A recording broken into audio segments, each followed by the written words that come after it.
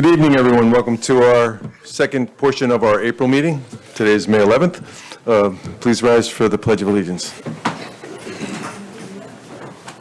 I pledge allegiance to the flag of the United States of America, to the republic for which it stands, one nation, under God, indivisible, with liberty and justice for all.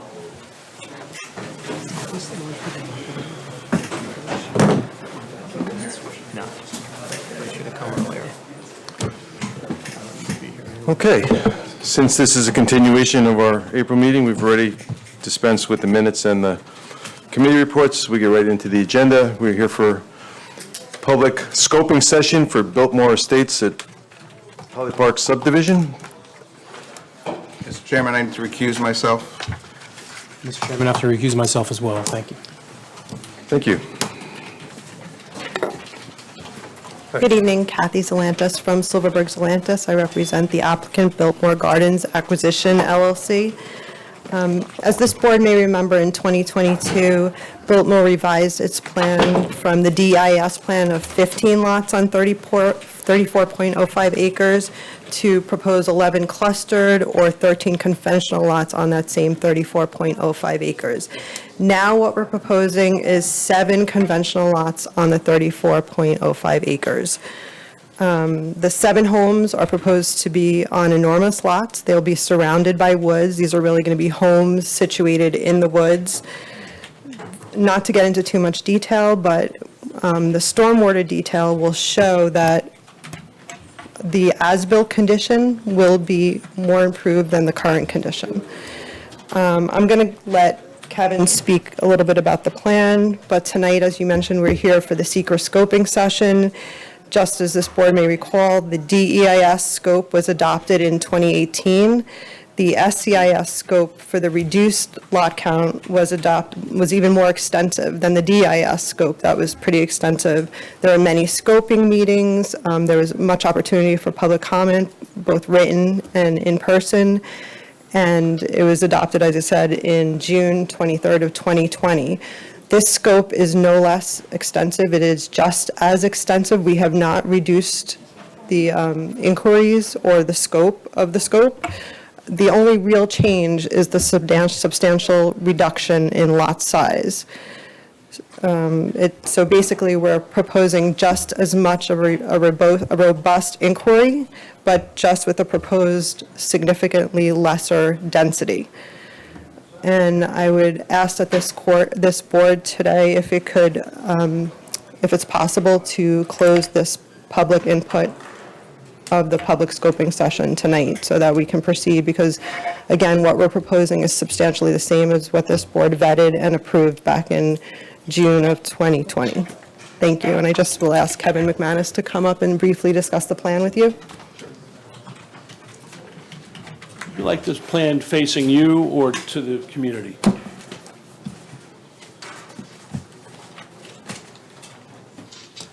We have it. You okay here? Kevin, why don't Sure. you put it right over here? Yeah, so that'd be better. Out of the way.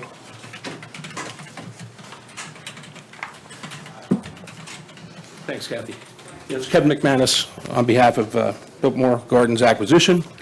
Kathy covered most of the salient points with regard to the application changes. I would point out that we spent quite a bit of time listening to the community, and we understand, and I'll be very brief because we understand the community wants to get back up and discuss issues with the board. But there are several things that the current plan accomplishes. Obviously, we've reduced the number of wetland crossings. The current design has only one wetland crossing. It's designed to be a clear span, 40 to 50 feet in length, so it spans the entire wetland width. It also permits the passage of a 500-year storm, excuse me. We have eliminated direct wetland impacts. We've significantly reduced the number of wetland buffers disturbances. We're actually at our current plan just under 2 acres. It reduces proposed roadway utility length and therefore would reduce the duration of construction of the road, which is an issue that's been raised many, many times. Avoids conflicts with the existing floodway. allows for an ample area of a construction of a stormwater management plan, which will be presented to the town in detail, which has been completed by our engineers. Significantly reduces the total number of trees to be taken down as part of this development. Reduces steep slope impacts significantly, and it allows for the ability to create permanent open space on the property with the conservation easement for as much as 15 to 20 acres of the entire property. So with that, if there's any questions, I'm happy to answer, but we can move ahead. Thanks. Thank you. So, public, open a public hearing, Can you or? remind the public what the scoping session's about? Sure. So tonight, we're here to get comments on what you think should be studied if it's not already in the scope that's been circulated. It's not about the details of the project, it's about what they're going to study in terms of the environmental impact. It's about the scope alone tonight. There'll be plenty of time to talk about the project as we go forward, but tonight's about the scope. So, Pat, do we need to open a public hearing, or is this, yes, okay, so I got a motion to open a public hearing, please. I'll move. Second? I'll second. Thank you. All in favor? Aye. Okay, is there anyone here that would like to speak on the scope of the project? Scope of the study? Good evening, Mr. Chairman, members of the board. My name is Robert Spalzino from the law firm of Abrams Fensterman. I represent the Westchester Country Club with regard to this matter, and we have a number of issues with regard to the proposed scope of the SEIS. We also have an issue with regard to whether this is an SEIS or not, but I'll mention those briefly. I just want to clarify a couple of procedural points. My understanding is that the hearing tonight is going to be held open to the next meeting so that Mr. Kirkpatrick can speak on behalf of the property owners. Is that correct? Yes. Okay, thanks. And when is the deadline for written comments? So it'll be 15 days after we close the public hearing. Okay. So what I'd like to do, I'm not going to bore you with a lot of legal comments tonight. We do have two experts tonight to speak to you. Mr. Will Angelillo from the engineering firm of Hahn Engineering, and Mr. Steve Gross from Hudson Highlands Environmental Consulting. They'll both briefly present their issues with the proposed scope, and then we will follow up with a written submission that includes all of those same comments so that you have them and can review them. I want to briefly mention a couple of legal points. I started by saying that we have an issue with whether this is an SEIS at all. You know, supplemental environmental impact statement, or SEIS, is typically used to address new matters that come up after an environmental impact review has been closed. This project's been kicking around for 20-something years with no resolution of any of these issues. Our position, and we'll lay out the legal basis for this position in our written submission, is that it's time for the applicant to start again with a DEIS and an FEIS. We've all been hiding indoors for the last 2 years, but the environment out there hasn't. It's changed, and they need to address that, and they need to address this, I would submit, as if this were a new application. And the issue is not merely the title, not merely what you call it. It's procedural. When you do a draft environmental impact statement, you follow with a public hearing and a final environmental impact statement, which addresses all of the questions that are raised in connection with the draft environmental impact statement. Now, you can do that with an SEIS. You don't have to.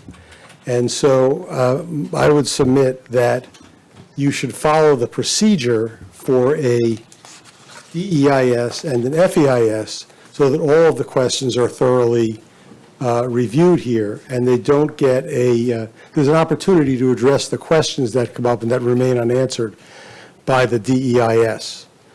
That's the first procedural point. Second procedural point is this. Probably the primary difference between the application that was here 2 or 3 years ago and the application that's before you now is that this application is roughly 34 acres. The prior application was 45 acres. They've lopped off 10 acres of the plan. The problem with that is that Their proposal as to how to do the environmental impact study is to basically ignore the fact that those other 10 acres are going to be developed, and that those other 10 acres are an integral part of the environmental issues with regard to this whole property. You can't do that from an environmental perspective. And what you've done, if you ignore those other 10 acres, is you've left those 10 acres to essentially be unstudied in any future study. There's conflicting ideas about what's going to happen there. My understanding is it's been deed restricted to 4 lots, but the talk is there's someone who wants to build 1 house on the whole 10 acres. Have no idea whether that is, 1 house on 1 lot with 3 other lots to be built later, or 1 house on 10 acres. If it's 1 house on 10 acres, it will completely avoid environmental impact review. From the club's perspective, the environmental impact review here is not the typical impacts of a house. It's not traffic, it's not where the cars are flowing, it's not how many people are going to be added to the school district. It's the environmental impacts of the water flow and how the drainage is being addressed once you start building in wetlands, taking away trees, putting and reducing the amount of water that this property can absorb. And Mr. Angelillo and Mr. Gross will get into that in perhaps excruciating detail. But the point is that you can't study the 34 without recognizing what the impacts are and what's going on the 10. And what we call that in the environmental impact review business is segmentation. And it's not proper. I mean, there's a whole body of case law, there are regulations, et cetera. So our position is that you can't study just the 34, you have to study the 45, even though the proposal right now is just for the 34, because we know that the other 10 is going to be built on at some point. So with that, I'm going to stop talking the legal stuff, and I will turn this over to the experts. And I'm not sure who's going to go first, Will or Steve, but Steve Gross will be from Hudson Highlands Environmental Consulting. Thank you. Thank you.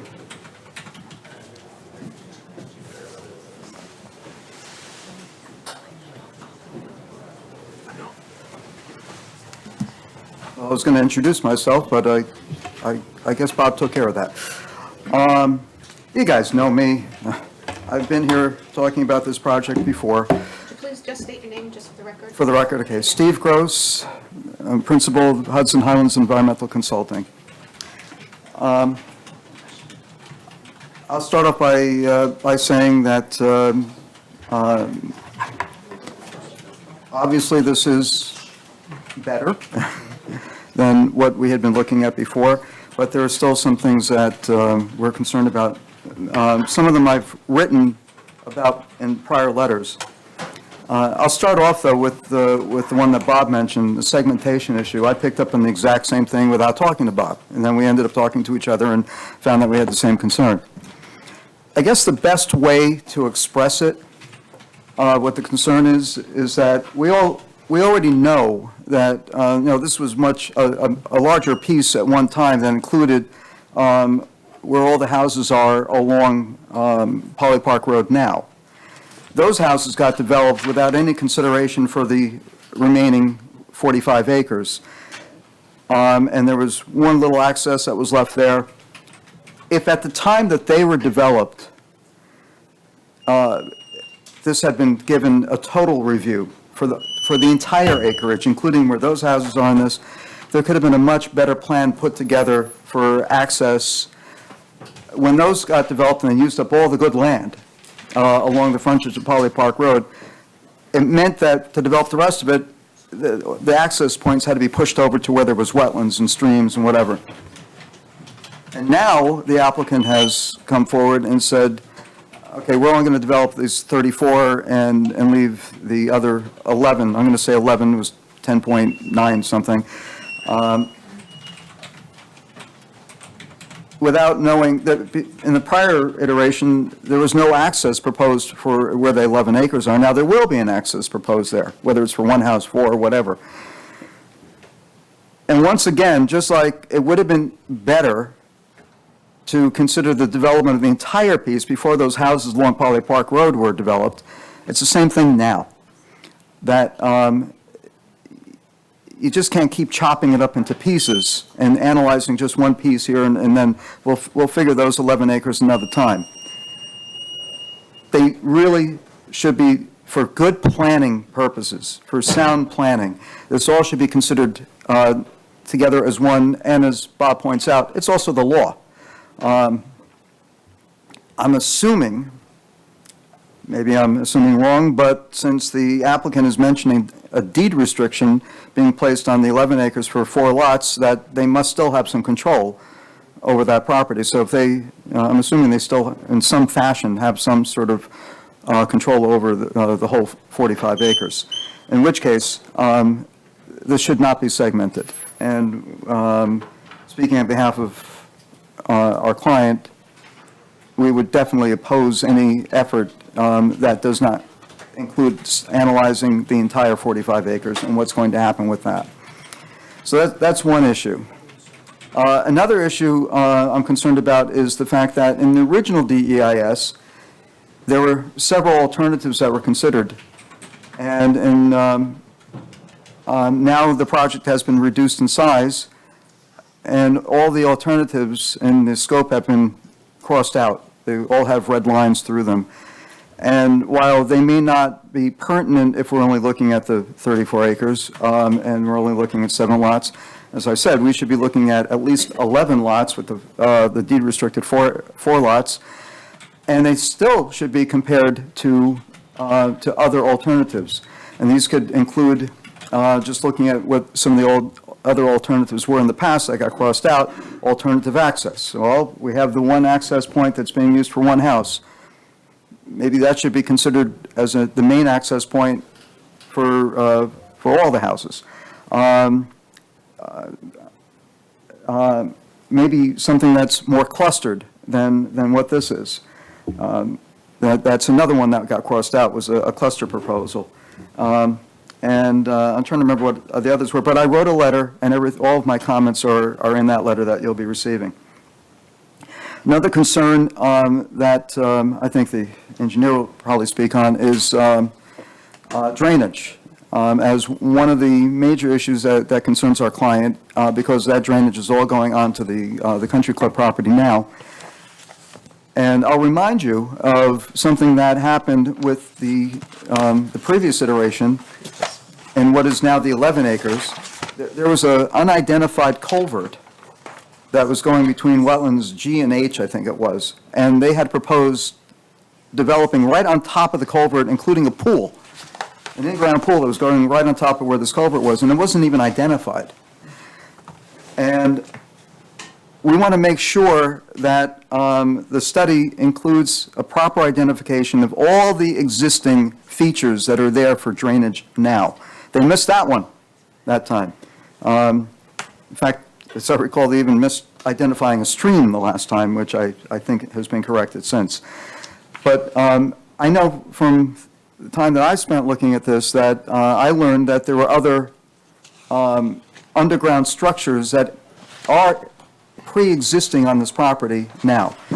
And they talk about making sure that the proposed structures are sized correctly for the 100-year storm, but I believe they need to take into consideration any pre-existing structures that are there and whether or not they can handle a 100-year storm or a 500-year storm, it was mentioned, or if they need to be possibly replaced, but they need to be assessed and analyzed. There's also a reference in the scope to assessing on-site culverts, and there's a very strong relationship between this property and the club property as far as drainage is concerned, and there are underground culverts immediately off-site on the club property, and they could act as a bottleneck or a constriction. So the study should not be limited to just anything that's on-site and needs to consider what's off-site, and I have a feeling that our client would probably allow necessary access to make sure that that got assessed. Last thing I'll bring up, and then I'll let my letter stand on its own, is in the area of aesthetic impacts. And I'll use aesthetic impacts because that was the category that was identified in the scope. But what our client would be concerned about is any impact that this development has on the actual experience next door for people utilizing the golf course. That includes things, not just the visual impact, but even golf balls being hit into the, from the club property into this existing property, and how close the houses might be, and how that might affect play. This is a concern not just from aesthetics point of view, but just trying to reduce the potential for future conflict between the pre-existing use next door and the new use on this property, and the future viability of the golf club to continue. So those are the things that I'll highlight right now. My letter is short. It's just a little over 2 pages. So I kept things down this time. I hope you guys appreciate that. So you'll be getting that shortly. Thank you. Thank you.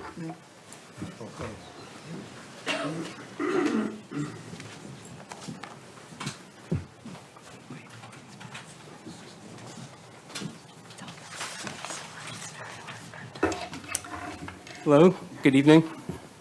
I'm William Angelillo, a professional engineer with James J. Hahn Engineering, here tonight on behalf of the Westchester Country Club.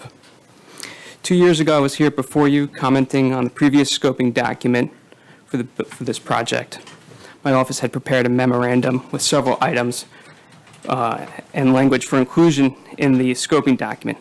Items related to soil testing for stormwater mitigation, flooding and drainage concerns, the sequence of development, the feasibility of maintenance, the potential for conflicts with the existing golf course, and many of these concerns raised were not included in the revised scoping document, and they are just as relevant now as they were 2 years ago. We have provided the missing language in an explanation of their importance in a memorandum again, which will be shared with you. However, I'd like to take just a quick moment to highlight some of those missing items. The first item is related to soil testing. Right now it reads, conduct soil infiltration testing in accordance with Appendix D of the Stormwater Management Design Manual. At the end, we suggest including testing shall be witnessed and attested to by a representative as recommended by the Town Planning Board. The importance of this is because adequate infiltrating soils are imperative for the proposed stormwater management system to function as designed. The applicant's engineer previously used infiltration testing that was not performed in accordance with the governing design manual. The use of unrepresentative infiltration testing rates would result in undersized practices that would be susceptible to backing up, overtopping, and long-term failure. As a result, the town should request a witness to the testing that is required to be done. The next point I was going to make was, again, about studying off-site culverts, but I think Steve Gross adequately mentioned that, so I'll skip that point. Next point I wanted to address was the consideration of phase development and such language to be included as modify the stormwater management plan for the proposed alternatives such that they are consistent with the proposed development scheme, that various lots will be sold and developed on an individual basis over a multi-year period. The stormwater management plans must be phased for each individual lot development as part of a protocol that will address single and multi-lot development. Now, the importance of this is that the stormwater management design considers proposed phased development scheme. Previously, the applicant's proposed stormwater management practices cross property lines, utilize stormwater offsetting, and not every property had a mitigation practice. Now, we haven't seen a new full SWIP yet, but from the preliminary plans that we've seen, it appears to utilize the same offsetting and crossing of property lines for practices. So as a result, depending on the order of development, it would be possible that properties that do not have any mitigation practices are developed first. This would result in an temporary unmitigated increase in runoff to downstream properties, thereby increasing flooding conditions. The stormwater management plan should be developed in a manner that is consistent with the proposed development scheme. The plan should treat each lot individually, so it is able to mitigate the increase in stormwater as the lots are developed in succession or in a varied and multiple lot order. The next and final point that I want to highlight is that is in regards to Chapter 3, Part B, Paragraph 3, to provide mitigation measures to water resources. We suggest an inclusion in that section, such as for each proposed alternative, develop an operations and maintenance plan for stormwater management practices. The plan should be simple, feasible, effective, and enforceable. In general, numerous varied small practices crossing property lines should be avoided. A practice should be associated only with one lot and should be the responsibility of the individual lot owner. Practices located in common areas such as roadways or easements should be maintained by the HOH. The importance of this language is related to the previous point I highlighted, but also because that the previous DIS stated that all proposed stormwater management practices are proposed to be maintained by the homeowners association. Now, many of these practices are located in backyards, far from road areas, and straddle property lines.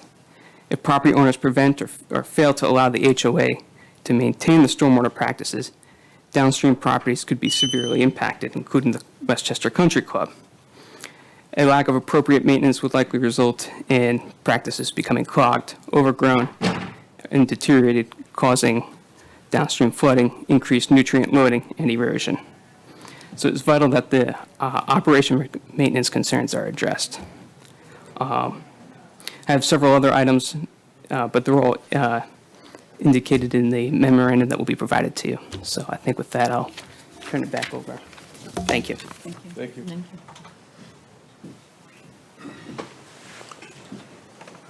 Is there anyone else that wishes to speak?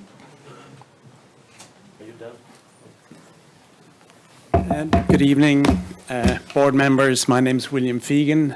I am one of the neighbors where they're bringing the driveway between two houses up from Polly Park. I'm at 185 and Dr. Cooper's at 165. So right between us, they're bringing this driveway. And I, like some of the engineers before, say that it's about time we had a proper environmental assessment of this development. This is a new development. We've been watching for 20 years and we've been getting bits and pieces and references back to what could have been and should have been and may have been, but we've lost really where we are today. To get in that driveway between my property and Mr. Cooper's, or Dr. Cooper's, they have to blast rocks. It's not shown anywhere on any of their environmental assessment statements. Nothing shows what's there. We have a pitch of 30 degrees between our properties, and he's going to have to cut on one side and fill on the other. No reference. So we're at a stage where we're saying, look, we really need to look at this again. I'm not, whether it's the full package deal, but if I come into this room and I want to talk to you about some piece of wetlands or some border on a wetlands that we want to do some work on, I'll come in with a certain amount of remediation work prepared and show you exactly what I'm giving back for what I'm taking and show the balance. And here I just don't see it. I mean, I may be missing something. And to give an example of the reports that have been coming through and the work that's been happening is some engineers were sent over to examine that piece of property between our two properties. And I called the police because I said, look, these guys are going through Dr. Cooper's wall. They knock down, now it's a masonry wall, but they knock it down with a backhoe. And the police come and say, well, what can we do? We call the town supervisor. He comes out and looks at it and says, yep, They came through here. Okay. What can he do? They've got permission. What permission? I said, and I am a developer by profession, architect developer, but before I look at a property, I have the meets and bounds marked. Very simple. You have a surveyor come out, make a mark here and there, you can go in between those places. What happened here was they used 9 inches of their property and 18 feet of Mr. Cooper's property to come through. This gives me a taste of what I'm dealing with. And people who come and ask for forgiveness after the fact, as opposed to coming before, first of all, none of us were notified of any of this. So we're not feeling very happy about what's being given. We would like, as some of the engineers have also asked for, is if there are absorption tests made on the land, we'd like to witness them. You know, it's all very well to say we've done this and we've done that, but until I see it, I'm afraid I'm a doubting Thomas. I'd much rather be there. And with that, I leave you to, but I'm getting back to the EIS, to the scoping. I said, I think we're getting a little bit lost here, and I would appreciate the board's input on that. Thank you.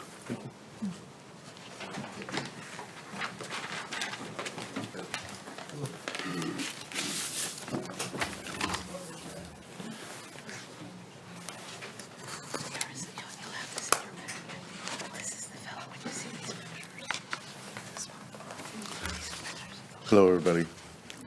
My name is Joel Marcus. I'm speaking to the board in my capacity as an interested property owner. I live at 3 Laurel Wood Court, which is directly... Say that again, Mr. Marcus, where do you live? 3 Laurel Wood Court. Thank you. Which is directly opposite, and I believe, within 25 or 30 feet of the proposed entrance. I've lived there since 1996. Yep. I want this planning board to address several important issues, which I will outline. There have been several proposed development scopes by Biltmore Estates and their predecessor and developers, and none of these have been approved by the town of Harrison or explained. And the latest scope is different. The road's in a different place, the houses are in a different place, the layouts are different. So I can't believe that any environmental impact studies that were done really address exactly what's being proposed here for your review and approval. So I think it should start de novo and have an evaluation of what we have here. My property, along with my neighbors, 3 Laurel Wood Court, was an approved subdivision. And I actually have the house that was the original house, and then they built 3 other homes there. And I witnessed, the development of it. I moved in right away. The plan that was approved by the town of Harrison included very extensive wetlands protection areas, wetlands buffer areas, and a very complex system of culverts and channels, retaining ponds, etc., because this area is very wet. It's actually a crease in the thing. We get the water may be coming from Yorktown Heights for all I know, but it's all coming in. In some points in the year, I have like sort of an artesian well in my backyard. It just bubbles up. Don't know where it comes from. It's okay. And I was told, when I looked at this and I talked to the developer at the time, his name was Stuart Cohen, I think he passed away, and he said, well, it was studied. There was an environmental impact statement, et cetera, and don't worry, because in the study, they said even though there's a lot of excess water that's going through here and flooding, that water is going to be absorbed by the property across the street, which is undevelopable. That's the Biltmore Estates. So... Does that exist somewhere? Sorry? Does that study exist somewhere? Well, 1996, I don't know. Now, it's also interesting is that I also witnessed in 1996 that my neighbor's property, part of this subdivision, won Laurelwood Court had a pond on a sizable portion of the property. And what they did was they drained the pond, and they brought in these giant glacial rocks and built it up. Maybe they raised the level of the land about 10 feet, and they put in these like caissons and some piping and culverts. And I don't know where it went, and I presume, I don't know, that it also went across Poly Park Road into what is the Biltmore Estates. So what I find difficult is that in the environmental impact statement, I did not see any of the culverts and the water, which was a serious issue, that none of them are mapped, none of them, that go across Poly Park Road are documented. No one knows how much water comes through. Is there a water issue? Several times a year, Laurelwood Court gets so much water. I have a pond, I have 2 retaining ponds, and my neighbors have 2 retaining areas, quite sizable. They all fill up, and Laurelwood Court floods. It floods so high that a car cannot go down the street. Okay? It doesn't last long, it lasts a day or so, but that's a lot of water, and that's not considered in the environmental impact statement, none, the draft, the final, any of them. And I think it needs to be addressed. They have to know where these culverts are, where they're going, what happened, and there's the missing pond or lake that was there. Well, it must have been filled by water. I'm sure now the rocks are being filled by water, but where do they go? Water seeks its own level. So these are concerns that I have. I also was told, and listen, I said my developer passed away a long time ago, that that area across the way was undevelopable, and maybe with new techniques. I mean, listen, Hong Kong built an airport in the middle of the ocean.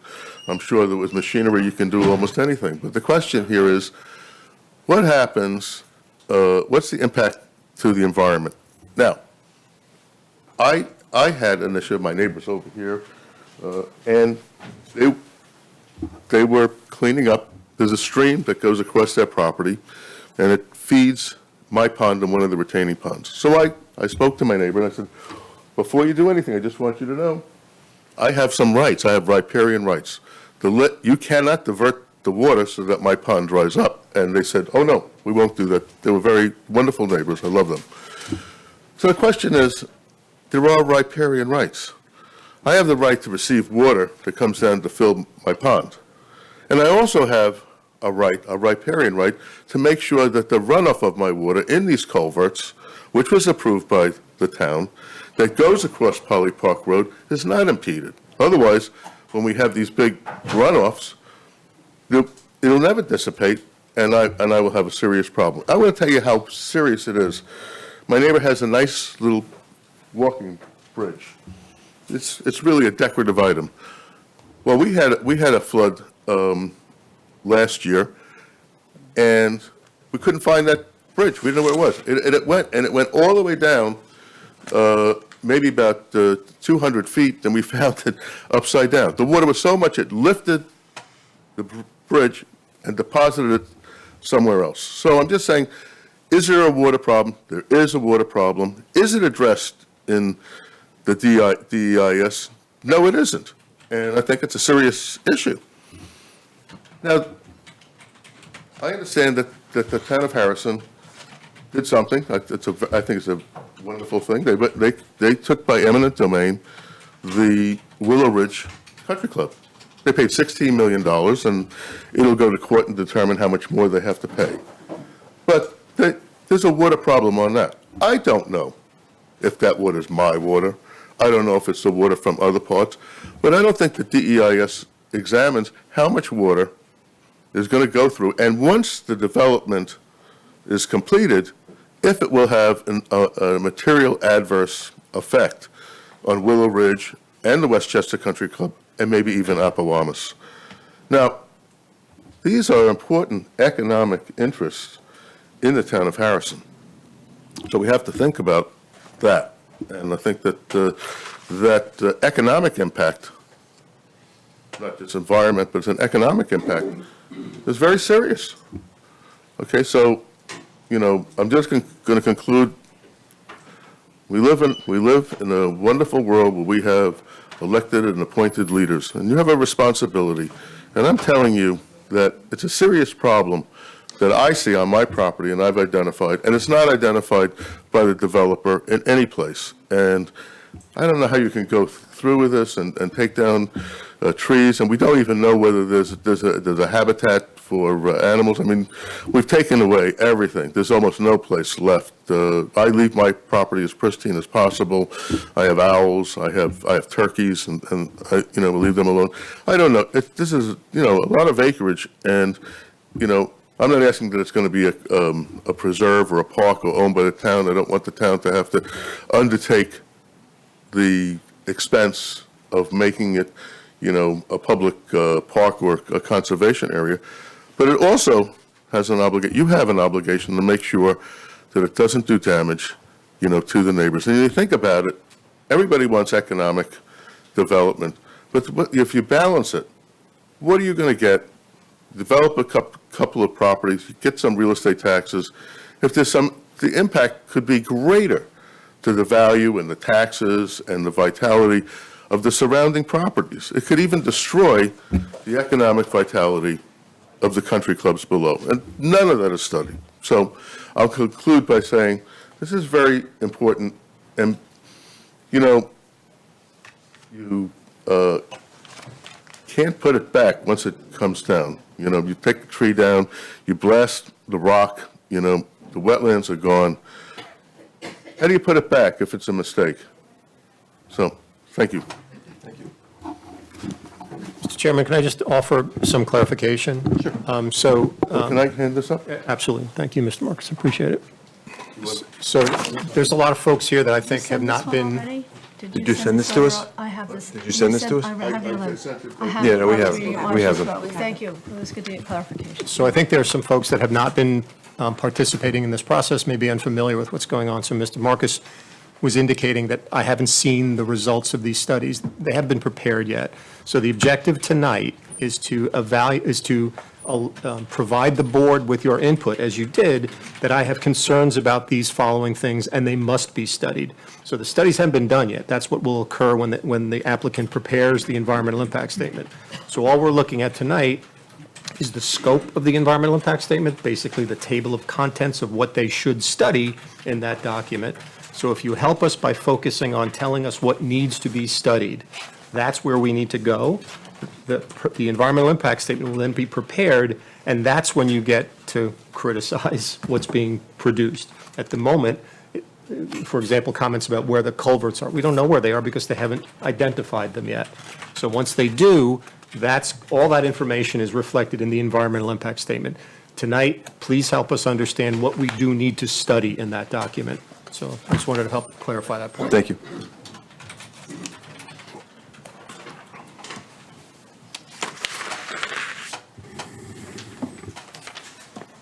Hello, my name is Lou Cooper.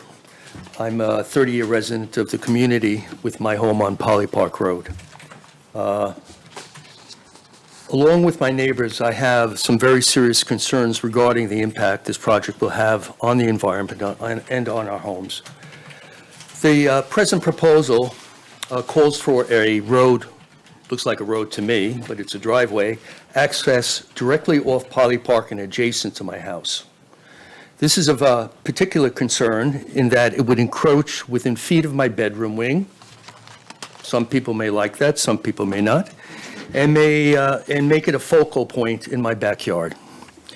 It would destroy and disturb large rock formations and natural foliage along the entire length of the property. The removal of trees and possible blasting of rock could also pose a danger to the structural integrity of my home as well as my neighbors. Additionally, this section of Poly Park Road is winding, consisting of severe slopes and blind spots that constitute a very real threat, especially considering, as we well know, the 30-mile-per-hour limit is not often observed on Poly Park. In fact, the average is probably 40 to 45. In 2002, the application for the Fairways Harrison subdivision development planned the same access point to build homes with a driveway in the same location. A letter dated April 18th, 2002, from Kevin Roseman, the traffic engineer at the Department of Public Works, to the Harrison Public Planning Board stated safety concerns, and I quote, "While the traffic Dr. generated..." Cooper, I don't mean to interrupt you, but is there something that you would like the board to have the applicant study? What you're talking about are things about the actual application, and so Well, what is it that you'd like us to have them What study? I'm talking about is that the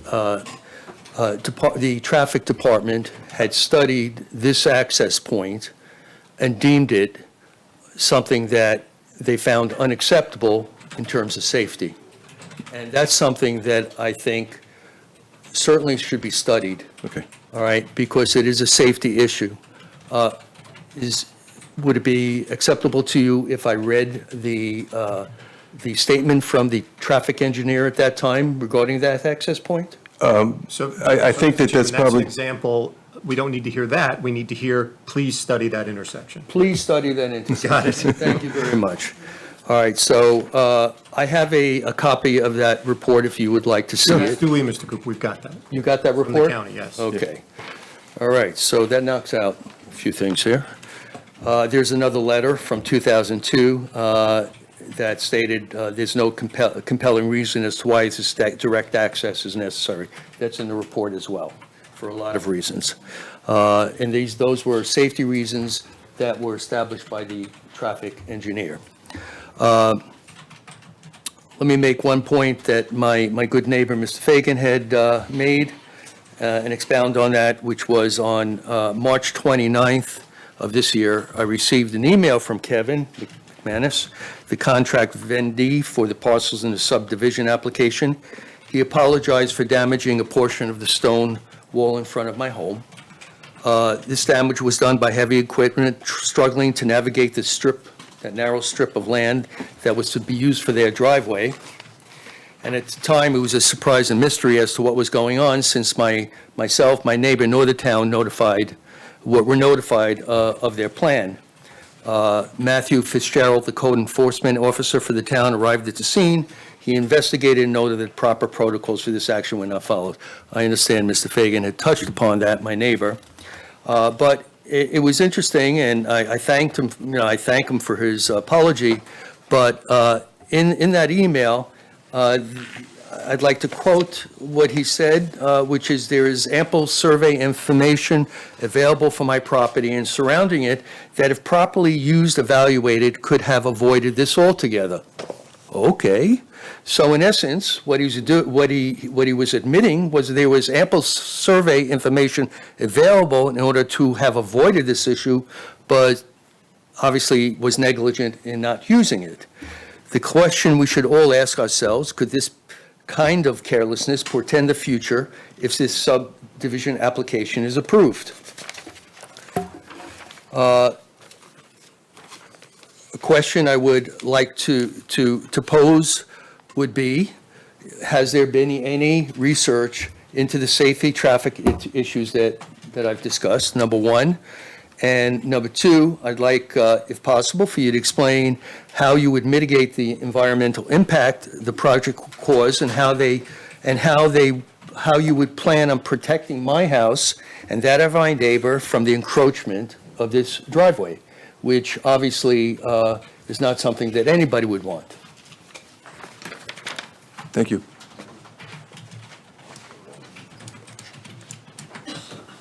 I will be quick. My name's Howard Blum. I live at 111 Wendover. Lived there since the 80s with my parents. We bought the house a number of years ago. There were just a couple of things that I wanted to bring up. I'll skip some of the things that perhaps are not for this session.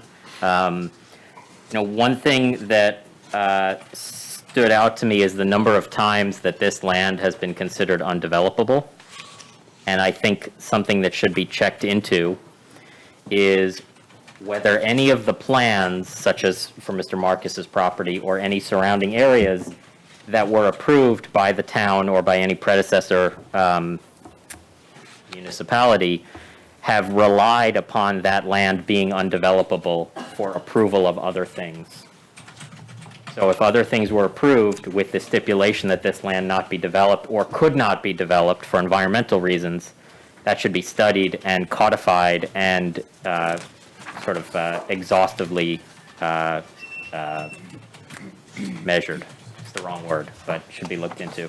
The other thing that to me stood out was something that came up a couple of years ago when we were going through this process was the unwillingness or inability or lack of requirement for the developer to stipulate any sort of restrictions on the location of the houses, pools, tennis courts, basically saying all we're going to do is clear a bunch of trees, set up some drainage, and then somebody else has to go and get the approval for their pool or their tennis court or their house, and this is just illustrative. I think there has to be some study done as to what's actually feasible without breaking any more laws, right? In addition to the laws that they already want to break or want variances for, they want to then put onto a future homeowner the need to break a bunch more laws and go through another several-year process and put together their own study, while at the same time they're guaranteeing that we're gonna pull less trees, but actually that's going to be somebody else's job anyway, so we're not actually speaking to whether we're going to pull less trees. So I think there just has to be some real codification of what their responsibility is and what they are allowed to speak to versus not.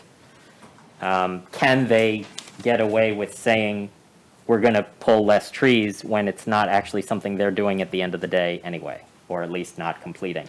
And then the last thing I thought should be done was some sort of checking into the history. Obviously, there's a lot of pre-computer history that needs to be gone through as to what decisions were made in previous iterations of this property. So the properties along Poly Park, which were mentioned by Mr. Marcus and also mentioned by, I believe, by Steve at the beginning, that decisions were made to develop certain areas and leave certain areas untouched or touched, which now require other decisions to be made, right? If we hadn't made decision A, we wouldn't need permission for decision B.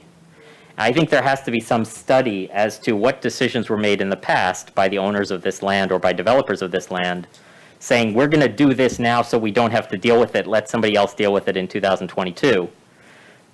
I think that has to be addressed. I think that has to be studied. Somebody has to look into, let's say Dr. Cooper and Mr. Fagan's properties were developed with the understanding that we don't need access to that property back there because it's never going to be developed. And now they're saying, well, actually, we do need access, so we need to request a bunch of environmental destruction in order to access this thing that we should have made the decision for in the first place. So I think somehow that needs to be studied or looked up. And by looked up, I understand it's going to be a long and expensive process, or perhaps not expensive, but a long and manual process to actually go through and look for the records for a lot of these decisions that have been made in the past. And I think the last thing I would say is I'm not a lawyer. I don't understand a lot of the requirements for a new scope to be put in versus a supplemental versus a draft versus a final. But this is clearly not the same plan. I don't need a lawyer to tell me that this is not the same plan to know that the whole process has to be started again. I mean, the DEIS versus SEI, I think just it has to just be, it's clear as day. This is a different plan, it's a different number of houses, it's a different property. They're cutting off part of the property. You can't have it both ways. You can't completely change the property and the plans, but then say it's substantially the same, which is, I believe, what the developer's representative said when she came up here at the beginning. I think that should be looked at, and a decision should be based on the fact that this is just different. It's that simple. Thank you. Thank you.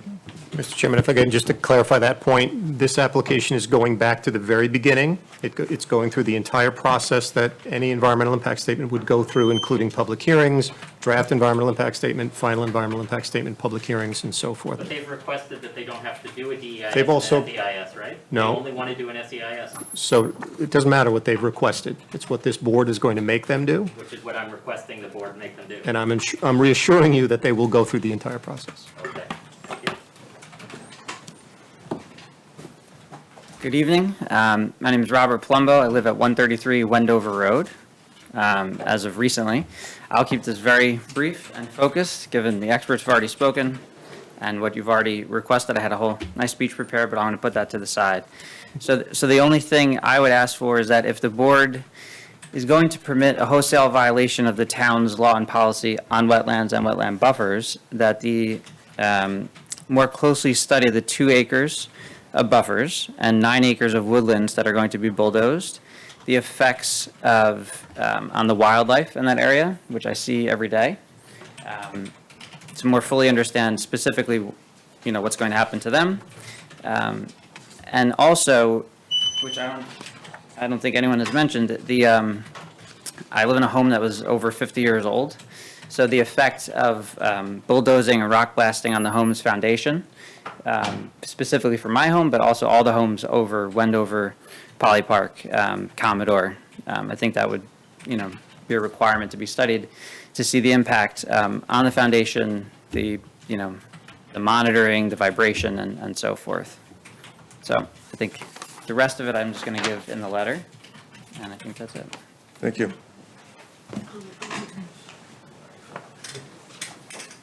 Thank you.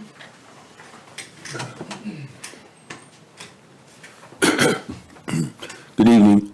My name is Peter Sinnott. I live at 60 Mendota Avenue in Rye, Indian Village. So I've heard tonight a lot of questions about what's happening on Poly Park. So I'd like to address what's happening in Indian Village. I've been in one house for 30 years in Indian Village, another house for 20 years, and I've studied the dam on Westchester Avenue. I was fascinated with the dam. Nothing has been done with the dam since 1940 when they built it. I've been to a number of meetings at City Hall in Rye. Army Corps of Engineers were there. I didn't hear anybody mention the Army Corps of Engineers tonight. I've heard people mention a 100-year flood. We seem to be having 100-year floods now every 10 years. So it's not 100-year floods. I'm 81 years old. Most of the people in Indian Village and on the Blind Brook have raised their house. In the last storm, which was like 6 weeks ago or 2 months ago, half the houses in Indian Village that raised their house and spent $500,000 got flooded. So these people spent $500,000 and they still got flooded. And now some of them are going up higher, and the ones that haven't gone up higher, they're going up higher than the ones that are already there. So I think you should have a comprehensive approach and talk to Rye. I know the mayor up there. I know some of my friends that are on city council. The council is meeting tonight, and they asked me to come here and observe what's going on in the meeting. I'll relate what I see. But I think you should have a comprehensive approach. If you read in the paper with Senator Schumer, he went down to Mamaroneck. I think he achieved the fact that they got $60–80 million in Mamaroneck to do an approach down there to mitigate the water. So we have a water problem. You might say, well, you're on the Blind Brook, you're on the Westchester Avenue, you're on the dam. No. When that water came up 2 months ago, I got 4 feet of water on my first floor. 4 feet. I heard the water, the furniture floating around at 1 o'clock in the morning. I didn't even go down. I know what was going on, okay? 4 feet of water. My son is here tonight. He lives on 40 Highland Road. He had the same thing. So he had 4 feet of water. I'm not raising my house. Everybody else is raising their house. I'm not going to raise my house. So I'm going to take a chance and see if I can make it for the next 10 years. That's my lifespan. And see if I can make it. But in the meantime, I'd like to do something for my people in Indian Village, Rye. The last storm, I got 4 feet of water. When I have 4 feet of water on my first floor, Rye downtown has 4 feet of water. The fire department had 4 feet of water. If we had a fire, you couldn't get the trucks out, okay? And all those poor people that have stores downtown Rye. So you think I'm just dealing with the Blind Brook? No. When that water comes up, it comes up from the Blind Brook and it hits me from the other side, coming from Appowamus. And the water from Appowamus is coming from Willow Ridge. And Willow Ridge is coming from Westchester Country Club. So it's all impacted. This is not just focused on this development on Poly Park. So we're all addressing that, and these neighbors here, which I'm sympathetic for. I'm also sympathetic for the contractor, because I'm a contractor. We did high-rise apartment houses in New York City, mechanical contractor. So I'm sympathetic for him. But this has to be addressed, but not only you, Harrison, but Rye, Mamaroneck, the whole approach. And I think you should get involved, the Army Corps of Engineers. I have pictures. I know what goes on.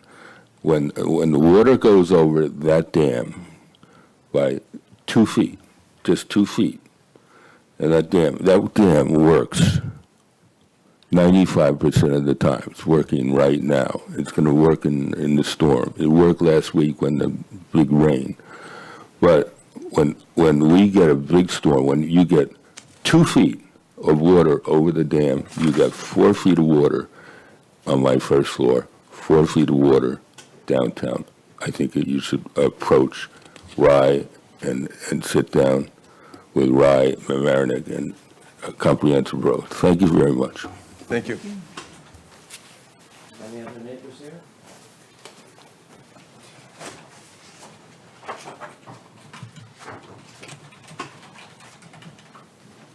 Members of the planning board, I'm Eric Whitkin. I live at 103 Wendover Road, and that's adjacent to the proposed subdivision.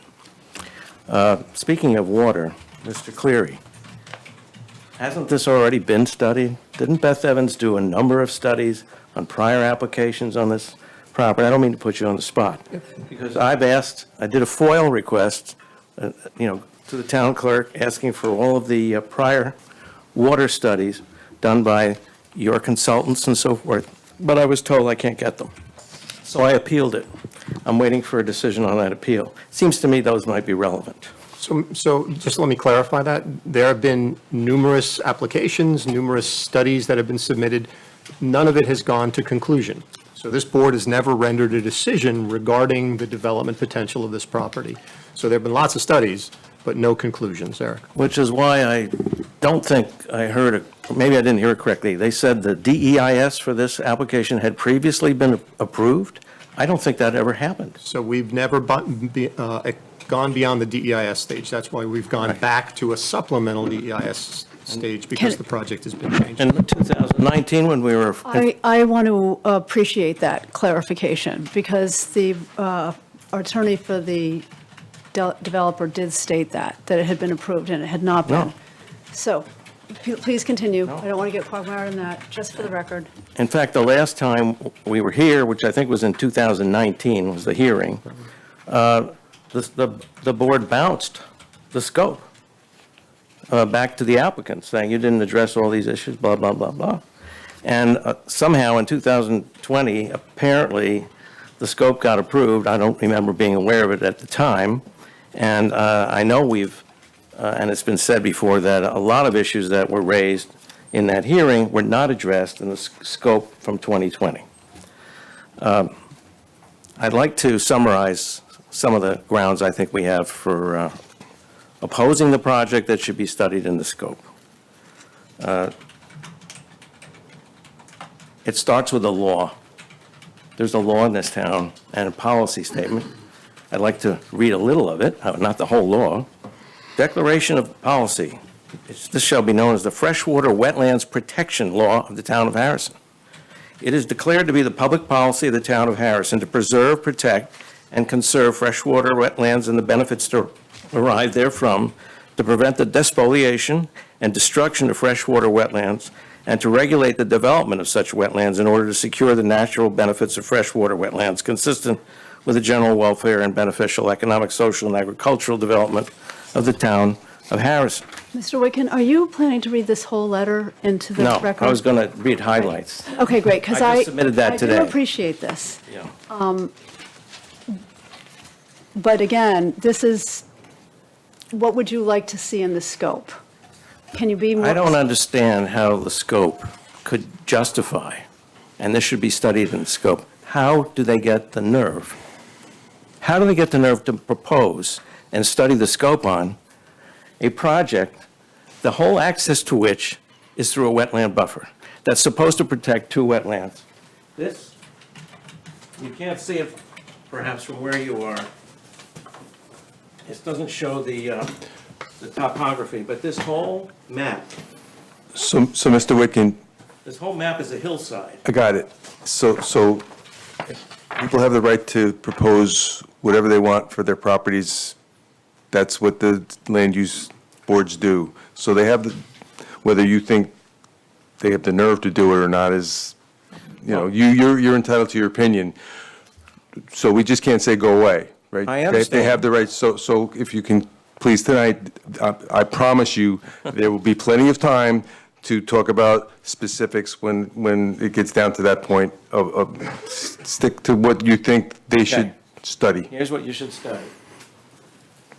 This main access to this development here, here's Poly Park at the top. Mr. Marcus's property is up the hill on the other side of Poly Park. This area where the main access road and the access roads to this proposed lot are all built on wetland buffer. All of them. Wetland buffer exists to protect wetlands.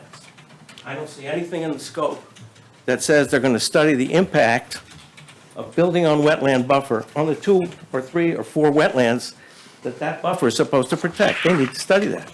Yes. They also need to study what the impact of building on the wetland buffer will have on the adjoining properties. They don't do that. I could give you detail on how. I'm sure you could. You can look at it. It's on your website. The maps are sufficiently detailed, and I don't know whether the wetland delineations and the buffer delineations are accurate or current. They seem to be from at least 5 years ago. So that needs to be studied. What are the current delineations of the wetlands and the wetland buffers? Because there may be a bigger impact than even their own drawings admits to. I'll try to shorten my presentation. Another issue that should be studied is stormwater mitigation areas that are shown in the plan, and we don't know how. These are some going to mitigate stormwater. I don't know what that means. I do know this. If you put a big tank, if that's what they are, in the middle of a wetland buffer, it's going to displace wetland buffer and reduce the ability of the buffer to soak things up.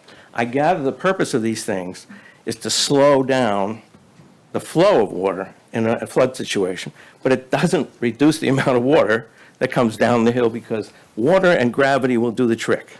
By the way, just as background, this property is the headlands of the Beaver Swamp Brook that ends up, remember Project Home Run? Okay, this is some of the source water for that wetland. And we know what happened when a previous administration of this town tried to fill that wetland. It all ended up across the border in Rye, and there was quite a dispute about that. So this is going to, paving over, building roads and paving over parts of property that are now soaking up water is going to displace water downstream. I'm sure the experts will tell you that. So I think those facts, see, we don't want this applicant to sue the board saying that when they end up getting denied, that you should have told them at this stage, it's not feasible. You know, and you made them spend all this more money to do an SEIS or whatever they're going to do. I think the board has the right, if not the obligation, to tell an applicant who proposes something like this, hey, look, guys, this isn't going to work. Don't waste your money. But that's your job, not mine. We just don't, we don't. And we don't have that right. Well, I don't know. But he ought to give you a hold harmless so that when he decides he's wasted his money, that he doesn't come seeking it from Harrison. The tree removal, I've talked about water. By the way, just an example, another thing that should be studied, just take the lot number 1, which is just over here. So this is the main entrance to the property, right? Right here. And this is a big drain coming from across Poly Park, it's drainage, and this is a big wetland, all in white. And then there's 100 feet of buffer around it. Most of lot 1 is water. So I ask you to study, how can you give a subdivision approval to a lot, most of which is water, leaving less than 1 acre of dry property? How did this wet property be included in a lot? It can't be built on, or it shouldn't be built on. How do you prevent, and they should study this, how do you prevent someone who decides to buy this lot in this condition from coming back here and wanting to fill the wetland and wetland buffer on this proposed lot? And the same problem is, this one I think is a dry lot, but all the 6 houses on this part of the proposed development, substantial sections of the lots are wet. Do you allow an applicant to sell a lot, or do you approve a subdivision for a lot that's mostly wet and can't be built on or shouldn't be built on? If you don't put any restrictions, and this should be studied, what restrictions should this board put on these proposed lots to prevent us from having to come back here 7 more times every time one of the 7 buyers of those lots wants to do something with a lot that we all thought he can't do? We're going to be here 7 more times. We've already been here. I've been coming here for 20 years against applications to develop this property. When I bought it in '91, I was told by my real estate broker, a very trustworthy person, that nothing can ever be built, because I asked her, I live here, and I saw all these beautiful trees. I said, what's going to happen with those trees? That was a prime reason I bought the lot. Nothing will ever be built there, she said. It's all wetlands and steep slopes. Well, it is if you can organize your neighborhood and fight it for 22 years, which is what I've been doing. It shouldn't be, you shouldn't be in politics just by buying a house in Harrison. But that's what it's been. And I think it ought to be studied whether the planning board's job is to enforce the wetlands laws and the steep slopes laws, or are you in the business, not you personally, but you as a group, are you in the business of granting waivers or variances and permitting the people to do what the wetlands law forbids? That shouldn't be your job. I see you as enforcers, or at least I hope you see you as enforcers of the laws to protect wetlands and wetland buffers. Other things that should be studied that I think the DEIS is silent on is the aesthetic impact of these proposed lots and homes on the neighbors. I don't think it's addressed. It should be studied. To the extent it was addressed in the big DEIS that's on the website, it only talked about the front of the homes. They wouldn't be affected. No, that's because this is in the back of the homes. And Mr. Palumbo was polite enough not to mention his own personal situation.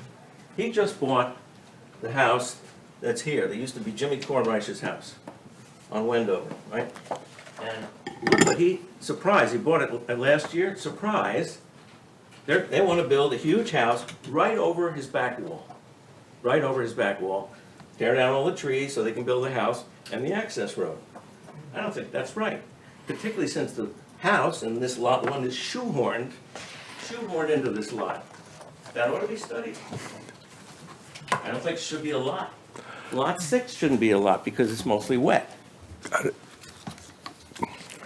Blasting, I can't get into. Mr. Royce made a record of that. Last time we were here, I would incorporate it by reference. Bonds. There's no proposal in the scope for how they're going to bond this thing. Supposedly, who's going to maintain these magic drains or stormwater basins? Who's going to maintain them? Where's that money coming from? There are no homes there. They want to take out the trees, pave over the roads, sink these tanks into the wetland buffer, and they have to be maintained. Where's the money for that? There needs to be a bond to pay for that, if that's going to be approved. It's almost self-evident that the removal of 30% of the trees just to build the access is horrible, but it doesn't tell the whole story. What should be studied, and what I don't see, is how many trees at the end of the process do they end up removing? The prior developer, Mr. DiMartino, who proposed the fairways back in 2000, admitted in his DEIS that 85% of the trees on his 45-acre proposal would be removed. That's outrageous. That should be studied. What's the whole picture look like? Should be studied. All right. Now, I wouldn't be able to leave here with my head on my shoulders if I didn't do something that my neighbor Steve Royce requested that I do, which is read at least excerpts of his letter to the board, and I don't know whether you have it. If it deals with the scope, Mr. Whitkin. It deals with, yes, it does. Okay. One of his points, and there are many in this letter, which I urge you to read, is that you can't, or you shouldn't, I shouldn't say can't, you shouldn't grant approval to a subdivision without knowing the whole picture. You shouldn't grant approval to give a developer a blank check to sell land without putting restrictions on it that you would otherwise put on it if it were a developer proposing to build homes as opposed to just subdivide it into lots. And I think you have the power to do that. I think you have the power to put, and so does Mr. Royce, put restrictions on any approval to any subdivision, protecting the wetlands on there, protecting access and so forth, limiting tree removal, so that you have, if you were to grant this subdivision application, that you have the whole picture of what's going to happen there. This is not the whole picture. And I think the scope should study what the whole picture would be, using realistic assumptions about what is likely to be built there. I have another question, a related question to that. They show, I guess for illustrative purposes, where they propose houses might be built, but they're not going to build them. This applicant's not building anything. He's cutting up the land and going to sell it, as I understand it, correct me if I'm wrong, going to sell it to buyers as empty land without restrictions, unless you put them on there. So I think the scope should study what restrictions, if any, should be put on any lot that's approved. It should come with stipulations. Otherwise, as I said earlier, you're going to be here, we're going to be here 7 more times if this 7-lot subdivision is approved. Every time someone buys a piece of this and wants to put a house on it, where's the house? How big is the house? How many trees are going to be removed? Swimming pool, tennis court. That shouldn't happen. And I believe the planning board can prevent that from happening by putting conditions on each one of these proposed 7 lots if they grant approval for them. Mr. Royce also says something very important, and I'm really summarizing a 4-page letter. He cites a couple of properties that were approved by this board, not with current personnel. He cites the Casino subdivision, 429 West Street, and another subdivision at 530 West Street. both of which were approved, and they have lain, the trees were pulled out, and it's been barren for decades. How do we stop that from happening on this application? I think that should be studied. If there's something that can be done to prevent the trees from coming down until somebody actually buys something, that might be helpful, just an idea. All right, I'm sorry, I feel like I've overstepped my time, and I appreciate your indulgence. Listen, Not at all. not at all. And appreciate- this is something I've been working on for 22 years, and I'm happy to be helpful. We got your letter. And we have files from the prior application, which should also be in the files of the planning board, which might be helpful. And the pretty colored pictures on the DEIS on the website. There's a page, I don't have the site handy, that makes my case. It has a big yellow stripe through one of these pictures. Big yellow stripe, and that's wetland buffers, and that's where the roads and access roads are going to be in this application, right in the buffers. Thank you. Thank you. Also, make sure when you talk to Mr. Royce that we do read his letters. He is, I'll tell by him. not being here. No, we read them. Yeah, Every appreciate it. point. Thank you. Thank you for your time. Can I just briefly respond? I don't really think that's needed, but go ahead. So I don't think I or my client ever said that we didn't expect to go through the full EIS process. We fully anticipate to go through the full EIS process. I thought I said, and I apologize if I did not say this clearly, that the DEIS scope adopted in 2018 was extensive, and the SEIS scope adopted in 2020 was even more extensive, but my reference to what was being adopted was in respect to those scopes. Just briefly on the issue of segmentation, this is not segmentation. The development of both lots have nothing to do with each other. So, Mr. There's- Chairman, we Okay, shouldn't have That's fine, just because it was raised. I would ask that there was a reference tonight to, submissions already being in the works. I would ask that we be given those submissions in advance of this board's next meeting, so that we have ample opportunity to review them, and they would be submitted directly to me. I would also ask, just because it seems to me that there's a little bit of a concerted slow walk here by some of the attorneys and for other members of the public, that there be an end date set for in-person comments and written comments on the scope. Again, this is just limited to the scope issues, and it seems like it's extending beyond. And many of these issues, of course, as you know, will be studied Right. in the context of the development. So that's me, and I will, my position is that this project's been hanging around for 22 years. 2 more weeks isn't going to make a big difference, and it shouldn't slow your client down from starting studies that need to be done. And if the representative of the neighborhood can't be here tonight because we moved our meeting from April 24th to May 11th, I'm okay with keeping the in-person part of the meeting open until then, but it'll be on May 24th, which at that point will, hopefully we won't get a lot more people that come in and tell us the same things that we've heard tonight, but we'll have an in-person on the 24th, and then 15 days after that. Thank you, Mr. Chairman. So if there's nobody else that wishes to speak tonight on this, I'd take a motion to adjourn the public hearing to May 24th. I'll motion. Second. I'll second. All those in favor? All right, thank you.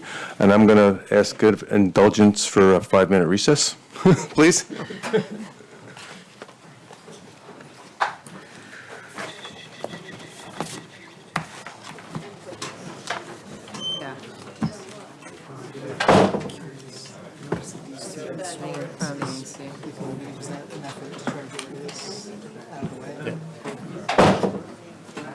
Nice job.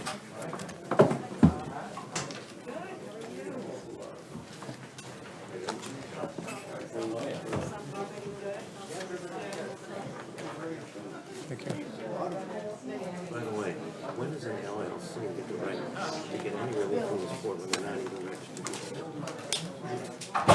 One man. That's a good question. Raise it. That's a lawyer question. Beyond me, it's past my pay grade.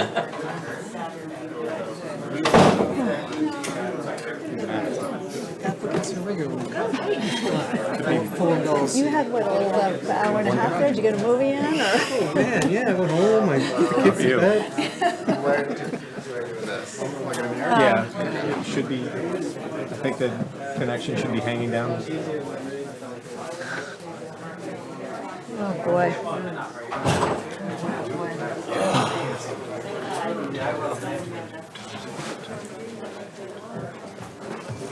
I lost Marshall.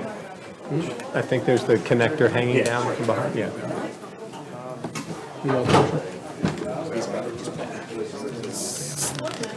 Live room meeting. I didn't expect it to be incredible. Hold on, I have to run the app.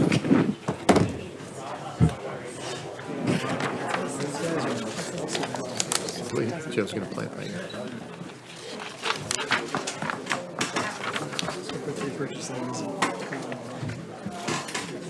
In terms of, Maybe. So it was the purpose of this meeting. All right.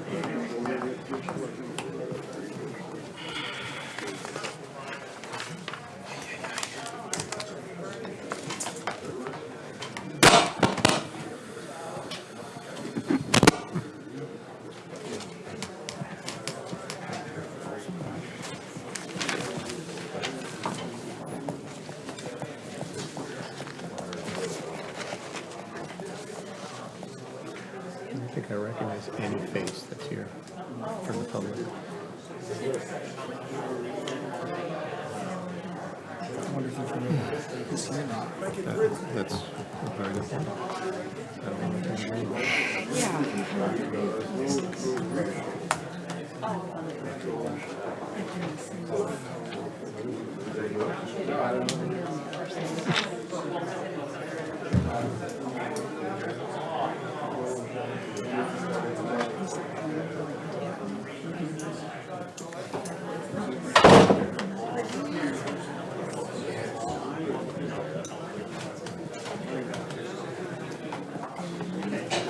Yeah, no, I understand. I guess we gotta close that. Okay.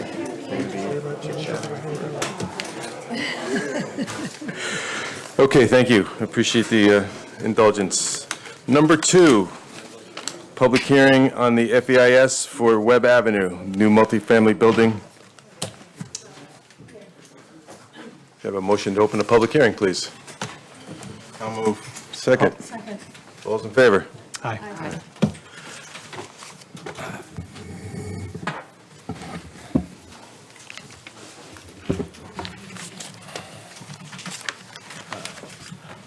Hello, Mr. Chairman, members of the board.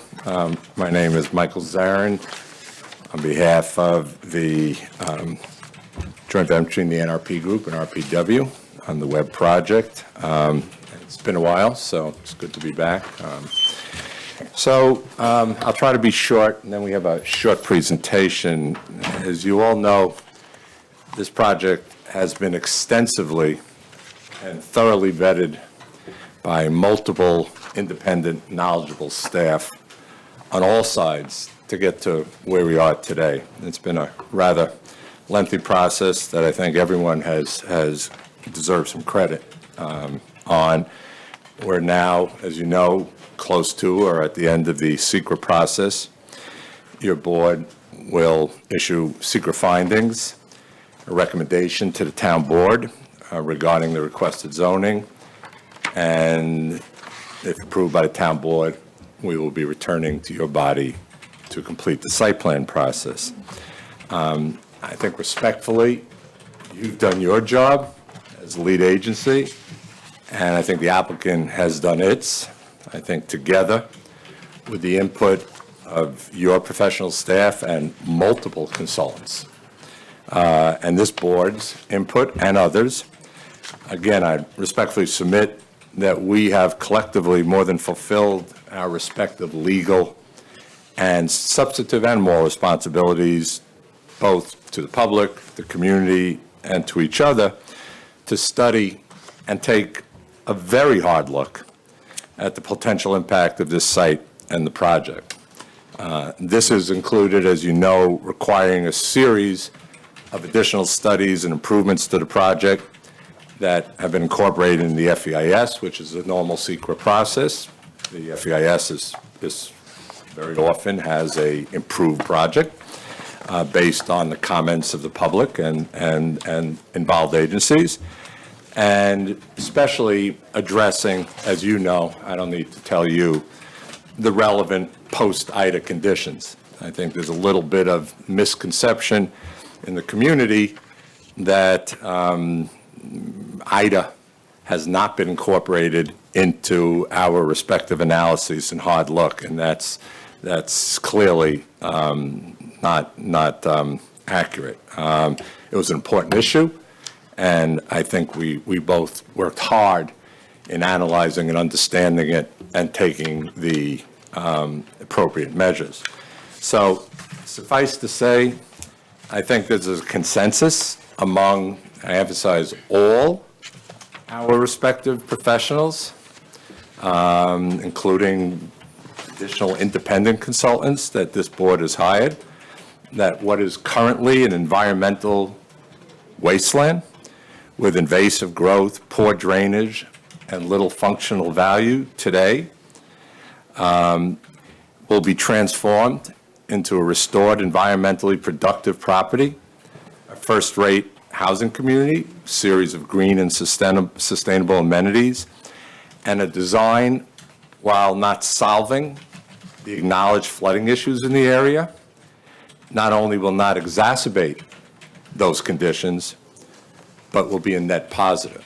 And I think the hard look that you've taken and we've taken, that includes reams of real data that, again, have been studied and analyzed post-IDA by multiple consultants on your end and ours, bear that fact, empirical fact out. So for many of you, there's been a lapse since you've last heard about the specifics of the project. Some of you are new, maybe have not heard some of the just basic tenets of the project, and certainly various of the changes made post-IDA in the FEIS. So I'd like to turn over to Jonathan Gertman of NRI, one of the co-sponsors of this project, and with your long-term neighbor, RPW, and Diego Villarreal from JNC, who did much of the initial floodplain analysis and engineering for the project, to provide you with a quick overview of the main features with an emphasis on the important floodplain analysis before you start the public hearing portion of the evening. I think many of the people in the public will benefit from that, those that maybe have not had an opportunity to read the FEIS, which is often the case. Sometimes the case, right? So, Michael, we have to take a timeout because we're also, Marshall's on Zoom, so we have to figure out how to get the presentation on there while not losing a board member. So IT's coming in to help us. Can Marshall just give the presentation? As long as we have him. By now, we probably can. We can't do it because it wasn't set up in the beginning because of Marshall being on. I'm so sorry. That's okay. It will be even more abbreviated.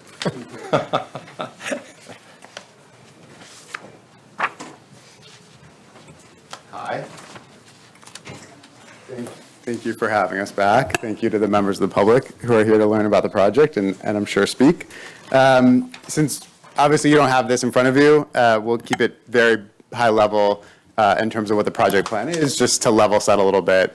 And I'm happy to give private presentations or group presentations to anybody who would like the unabridged version. Our plan here is to create a project that is collaborative and connected with the community. We want to create a live-work environment of 200 apartment homes that works with the neighborhood apartment office buildings, including 800 Westchester Avenue, which will be specifically tied to through walking trails and a shared public transit group transit bus. It's going to be a connected campus with walking paths, restorative features, expanded shuttle service for a TOD connection. As we mentioned, there's already a shuttle that runs between 800 and the train station. We fit perfectly into that because residential is contraflow, so just better utilizing existing resources, building in advanced sustainability features, and inviting the community in, not gating them out. It'll be fully amenitized with 7,500 square feet of internal amenities such as a gym, work areas, luxury common spaces, and then outdoor areas like a pool. 32 studio apartments, 78 one-bedrooms, and 92 bedroom apartments with 289 parking spaces, professional on-site management, and appealing to professional young couples, young families, and which, who we see and have seen are future buyers in the communities that we build in. They end up being homeowners, and empty nesters, so hopefully creating a virtuous cycle of, communal growth and transition. We've really thought from the beginning about our values of this project and as a partnership, and that is through our sustainability commitments. We're committing to a LEED certified standard, solar panels on the roof. Going a step further, we've been at this for 2.5 years. Solar panels, I guess to some folks are kind of expected. We're going even further with battery storage of solar production. So not just creating, but storing, and then using the smart technology to put it back into the grid or to use it in the building at the most opportune times, and then organic waste composting. And we're also really proud to be collaborating with Our New Way Garden to have a first of its kind community garden on site, which will be focused towards residents, but open to the broader community. So that's our bringing community in. We're committed co-developers. RPW Group has been in the community as a really corporate steward and leader for 20 plus years. Our NRP Group is a bit newer to the region, about half a dozen years, and I've been here personally a bit longer, building in New Rochelle and White Plains and around the region, and hopefully creating a positive reputation for ourselves.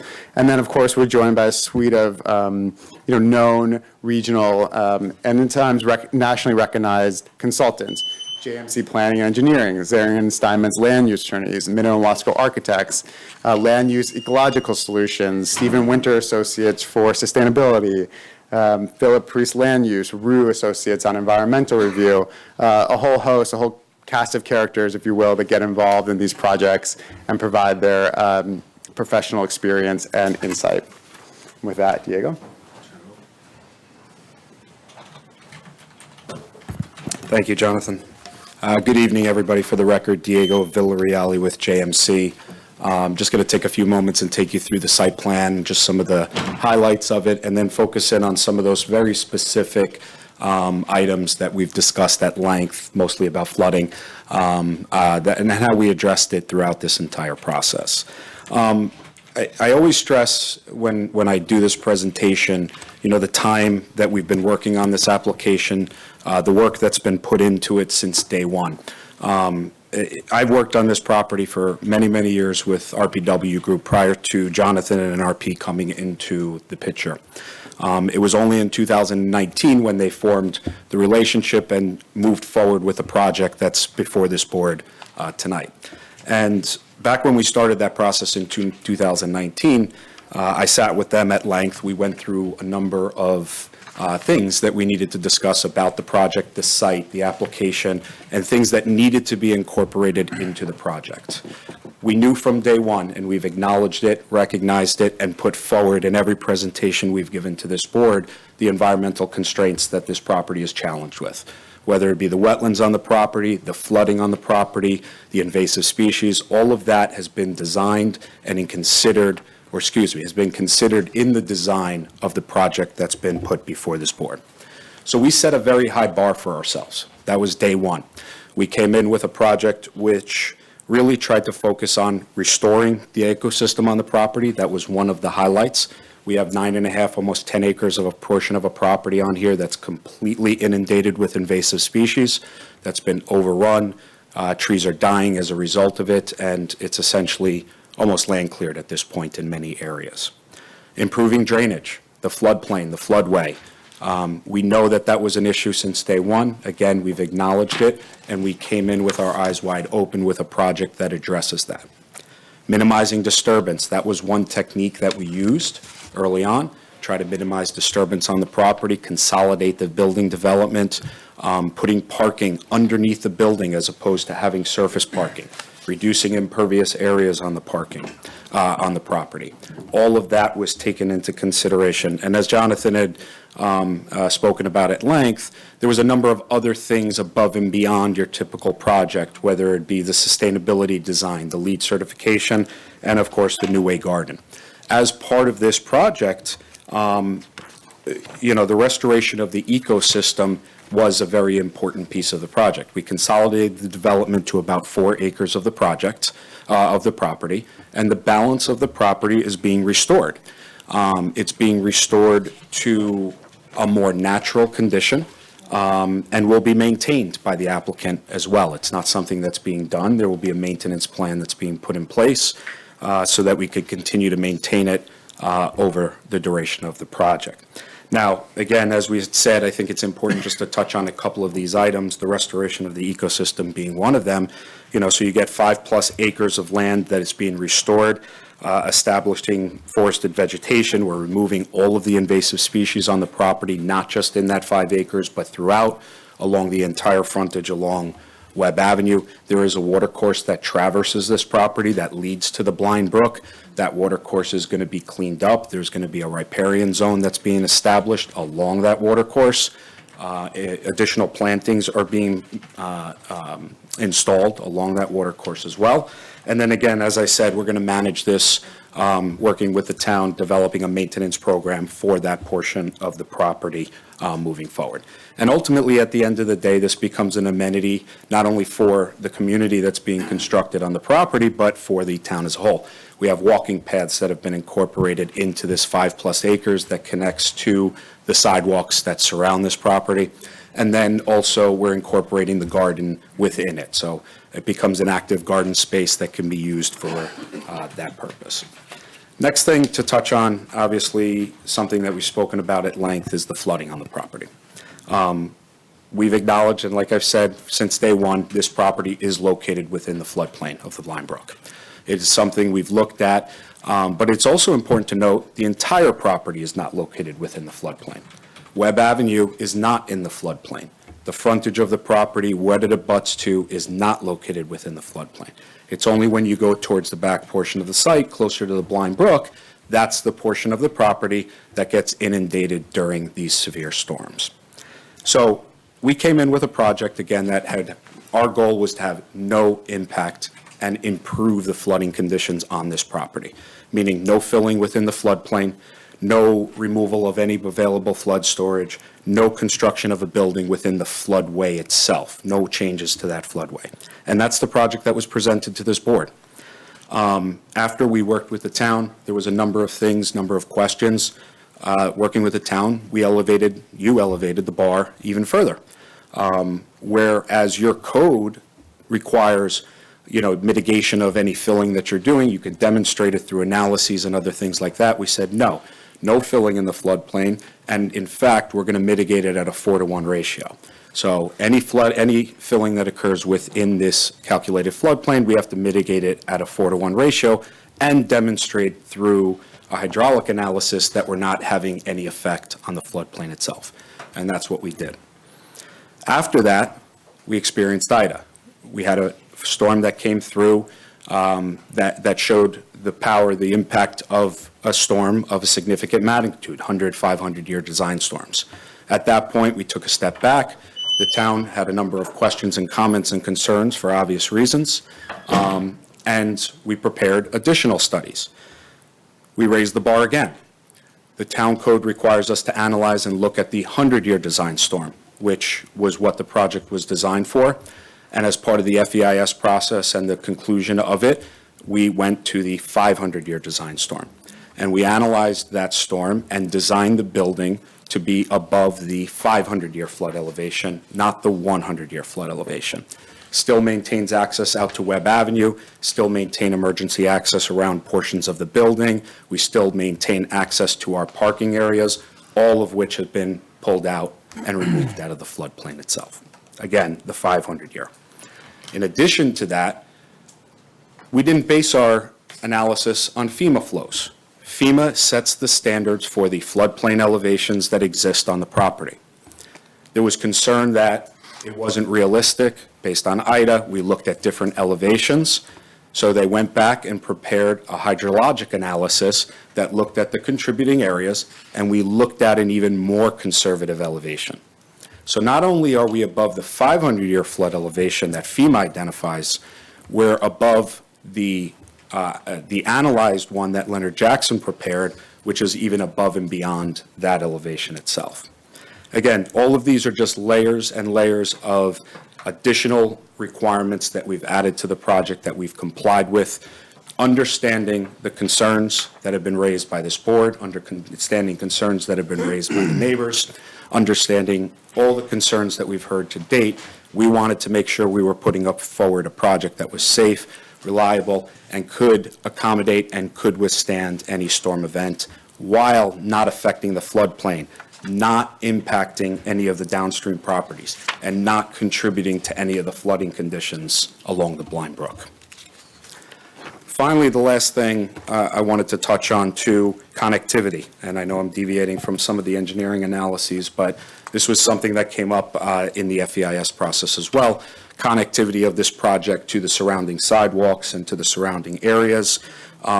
There was an exhibit, I wish I could put it up, but that shows how the sidewalks surround this property along Westchester Avenue, along South Ridge Street, how it provides access to the Rye Ridge Shopping Center. And the applicant is committed to adding additional sidewalk along Webb Avenue, as well as along Westchester Avenue that will connect it to the bus stop in that location there. And then there's also a series of paths that exist today within 800 Westchester Avenue. Those paths provide access across the Blind Brook. They get you to Westchester Avenue. They also get you two portions along Bowman Avenue. And there's an area that's being evaluated for an additional pedestrian connection, and that was all identified in the plan as well. So again, those were really the main points I wanted to cover this evening.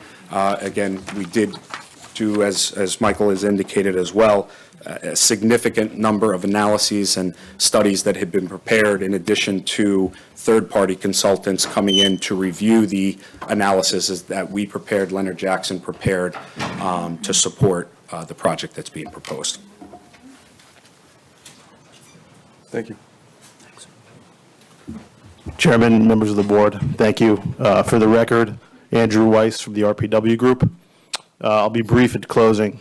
My family has owned the Webb Avenue site for nearly 20 years, and we are also the owners of the closest neighboring site, 800 Westchester Avenue as well.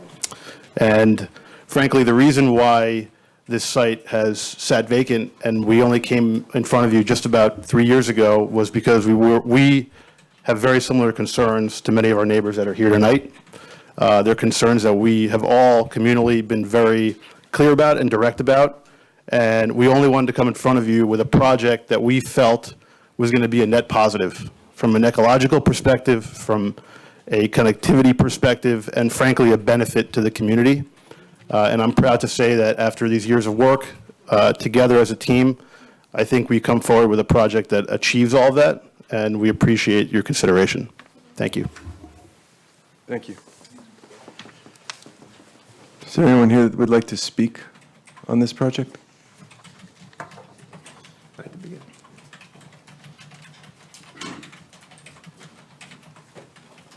Good evening, On the Board. FEI, let me rephrase that, on the FEIS. Good evening. I'm Ann Gold from the Purchase Environmental Protective Association. I want to say thank you to Jonathan Gertman, who reached out to me, and I met with him, and we did have a nice conversation. Part of the reason why Pepper wrote the letter that we submitted in April is that a lot of people started calling us after the FEIS appeared. And I understand that a lot of work has gone into this, and I appreciate that. But there's also a lot of people who haven't moved back into their home. And one woman called me this morning, and she said, she lives in Indian Village, and she said, I have a nice house and a nice brook, but they're too close to each other. So I just want to say thank you for your patience, and thank you. I know there's people here who want to talk tonight, because I think Hurricane Ida was just a game changer. And I understand that it sounds like you put some calculations in, and that's great, but I appreciate the fact that the people know about the meeting and they're here to voice what, how they feel about it. Thank you.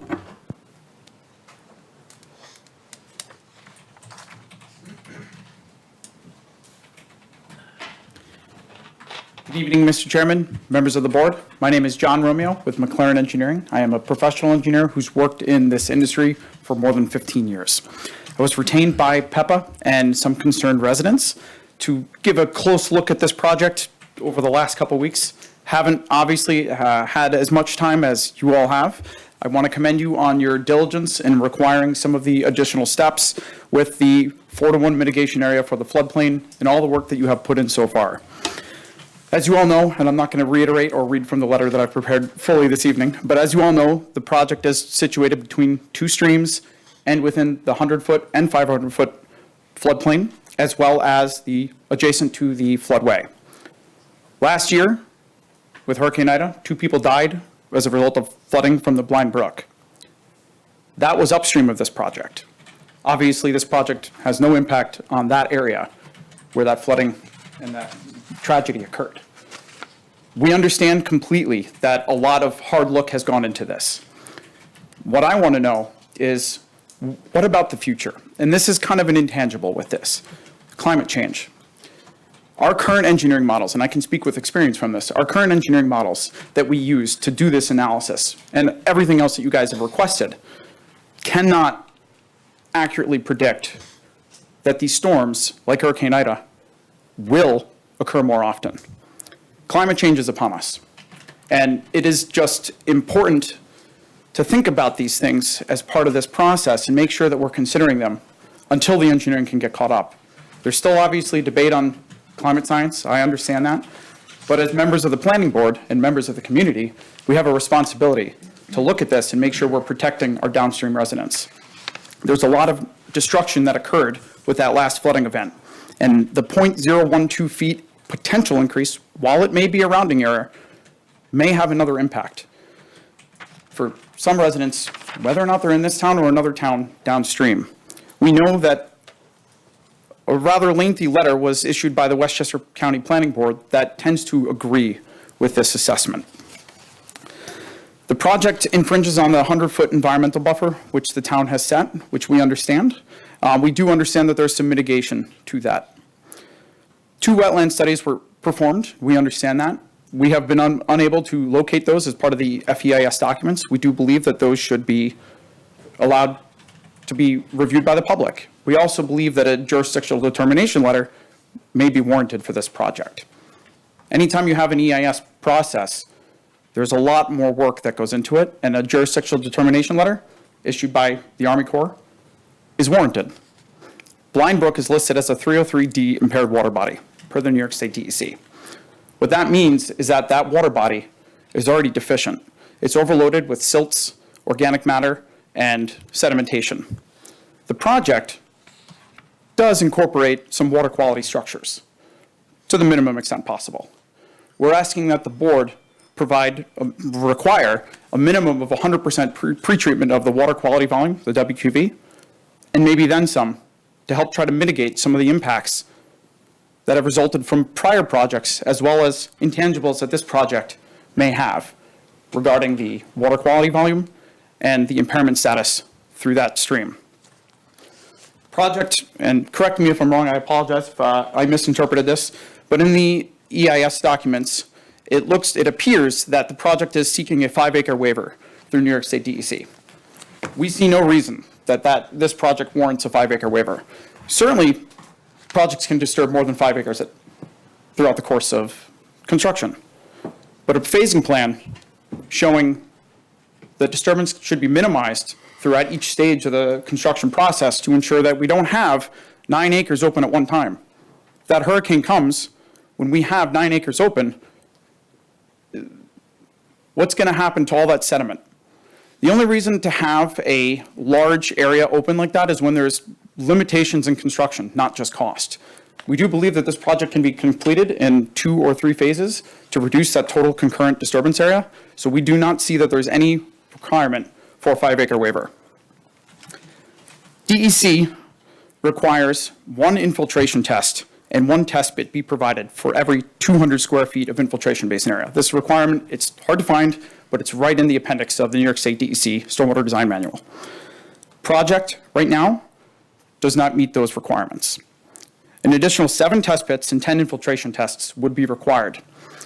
Now, we do ask that those test pits and infiltration tests be done before any action is taken, because the direct sizing of the infiltration basin is a direct result of those tests.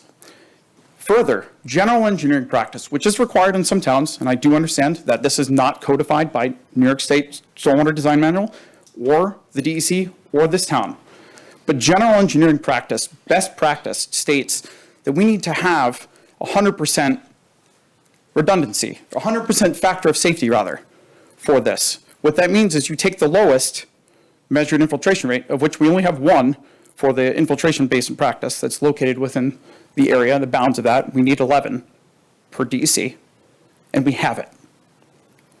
That is likely going to double the size of the infiltration practice. Do we want to have a practice that functions for 20, 30, 40 years? Or do we want to have something that meets bare minimum requirements, which it doesn't even do right now? Last item on the environmental impacts is, this is just a very small clarification. I understand that the FEIS states that the porous pavement has not been credited for the stormwater model. That's great, providing practices above and beyond. One thing I wanted to just get clarity on was to understand if that was counted as porous area or impervious area as part of the calcs, because there's 2 credits. There's the green infrastructure credit, and there's the lowered curve number, CN value, which basically reduces your runoff numbers. Because it's not designed as a full practice, it should be designed within the model as full impervious area. Lastly, just to wrap this up, parking and zoning, we didn't have a full chance to really go through this, and we do understand that this project appears to meet the parking requirements for the town within this zone. That's 1.25 parking spaces per dwelling unit. What I want to state with that is that while it meets town code, from a functional standpoint, we don't understand how it can work. There's 200 dwelling units or 290 bedrooms. There's only 289 parking spaces. This project is directly geared towards professionals, empty nesters, and other people who want to be members of this community. Do we expect that there's going to be, per bedroom, less than 1 car per bedroom? It's pretty typical from many other towns that I've worked in across the state to have a minimum of 2 parking spaces per dwelling unit or 1.5 parking spaces per bedroom. We don't meet any of those criteria, and we believe that the site is significantly underparked. That would require, obviously, more disturbance and more impervious. What happens if the project is constructed the way it is now? 3 years from now, when it's all built, there's a site plan amendment. Hey, we don't have enough parking. What are we going to do then? So it's just something to consider. Lastly, as Eric Gordon will expand upon, is the zoning. This is obviously a massive issue. We believe that the zoning should really be considered as part of this FEIS process, not a secondary process, because this is going to result in a significant amount of traffic increase throughout the whole town. There's a big safety issue with that, and we understand that the DOT is looking at this, but that's really from a permitting perspective. DOT is not going to look at it in the same light as impacts to the community. They're waiting, they will not grant a permit until the board does, you know? So at that point, they've assumed that the general impact to the town has already been mitigated. So we just want to take a hard look at that. One thing I did forget to touch base on is the need for permits from the Army Corps and the New York State DEC. Now, it's very typical for small projects and somewhat large projects to have a project be conditioned on approval of, you know, you can't start construction until you get your New York State DEC permit or your Army Corps permit.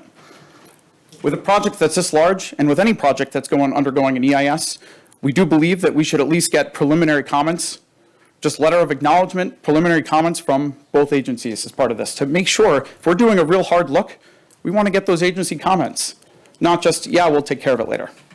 Thank you very much for your time. I do appreciate it.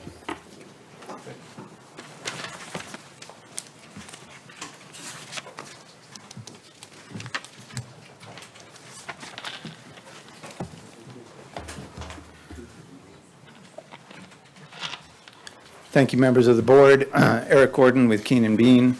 I'm here on behalf of PEPA. I was recently retained to look at some of the issues. As Ms. Gold said, the executive director of PEPA, a lot of these issues just came up recently when, because of the FEIS and the issues from IDA and the concerns of the community, and they asked me to look at some of the zoning issues in the FEIS and what was brought up. So the first thing I want to point out to the board with respect to one of the comments in the FEIS was the concern regarding the Kraft Foods property that was brought up by the Director of Planning. And in the FEIS, in Appendix 2-1, back in 1979, when the Kraft Food project was approved, the town of Rye was the approving authority at that point in time. And it looked at this site, and the site was, they included the Webb Avenue site in the documents, although for zoning purposes, it did not include, it only included the 44 acres, not the full Webb Avenue, which was about 55 acres, for calculating coverage and other issues. But it was looked at as a holistic site by the town of Rye. When they did their secret review back in 1979, there was specifically, the resolution that granted the approval specifically incorporated all the mitigation measures in the DEIS and FEIS that were presented. And one of those measures said measures will be taken to preserve as much of the natural character of the land as possible, including the preservation of small hardwood forests in the western portion of the site. And that was a specific mitigation measure by the town of Rye. And we submit to you that the proposed action that you have before you is in direct conflict with that mitigation measure of the town of Rye. And by, with respect to the development of the site, it goes contrary to what was approved as part of the town of Rye's mitigation measures. And I think that's something that this board really needs to consider when deciding whether or not it should have the authority to grant this project. It's directly conflicting with a prior mitigation measure initiated by. So, Mr. Gordon, is that on a map somewhere? Because that was one of the very first questions that we asked about this. Was there anything in the original approval for General Foods that placed restrictions on the Webb Avenue portion of the property? So when you say this refers to the western portion of the property, is that on the Harrison side of the Blind Brook or on the Rye side of the Blind Brook? Well, we believe that it refers to all aspects of it. And in fact, it actually goes, the western portion of the site, we believe refers to that. Then it says including the small, including the preservation of the small hardwood forest. It says the natural character of land as much as possible, including that. So even if that wasn't specifically the hardwood forest, and I don't have a map showing what the hardwood forest is, it wasn't set forth in that document. That's something this board may want to explore more fully. I have tried to get from Town of Rye and Village of Rye Brook the complete DEIS, and I don't know if the applicant has that, the complete DEIS, FEIS for this. I was not able to obtain it in the short time I've been trying to get it, something that definitely should be explored. But it also goes on to say the proposed action, it says that it should limit disturbance of the site is another one of the mitigation measures. And the site is the entire 55-acre site, which includes the Webb Avenue site. So I think it can be, presumed from that there was the intent that the site would not be developed at that time. That's that seems to be from, if you look at the documents, that's what the town of Rye was trying to say. So with respect, so that's the first, I think, issue that this board really needs to look into in examining, the implications of going forward with this project.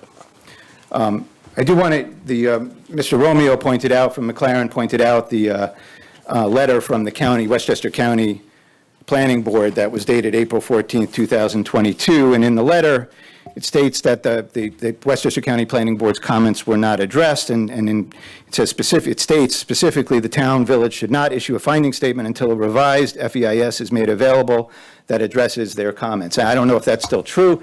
I haven't located responses to the county planning board's comments. Maybe they've been submitted now and I'm not aware of them, but we would submit that this public hearing should remain open until those comments are addressed, and that a revised FEIS is submitted for public review. The letter also specifically sets forth some comments which are particularly concerning. One of the comments relating to to an issue that I think this board, that a hard look needs to be taken a look at, says, if the town village proceeds with the approval of these proposed developments, and I'll get into that a little more, it's looking into the cumulative impact from a number of developments in the same area.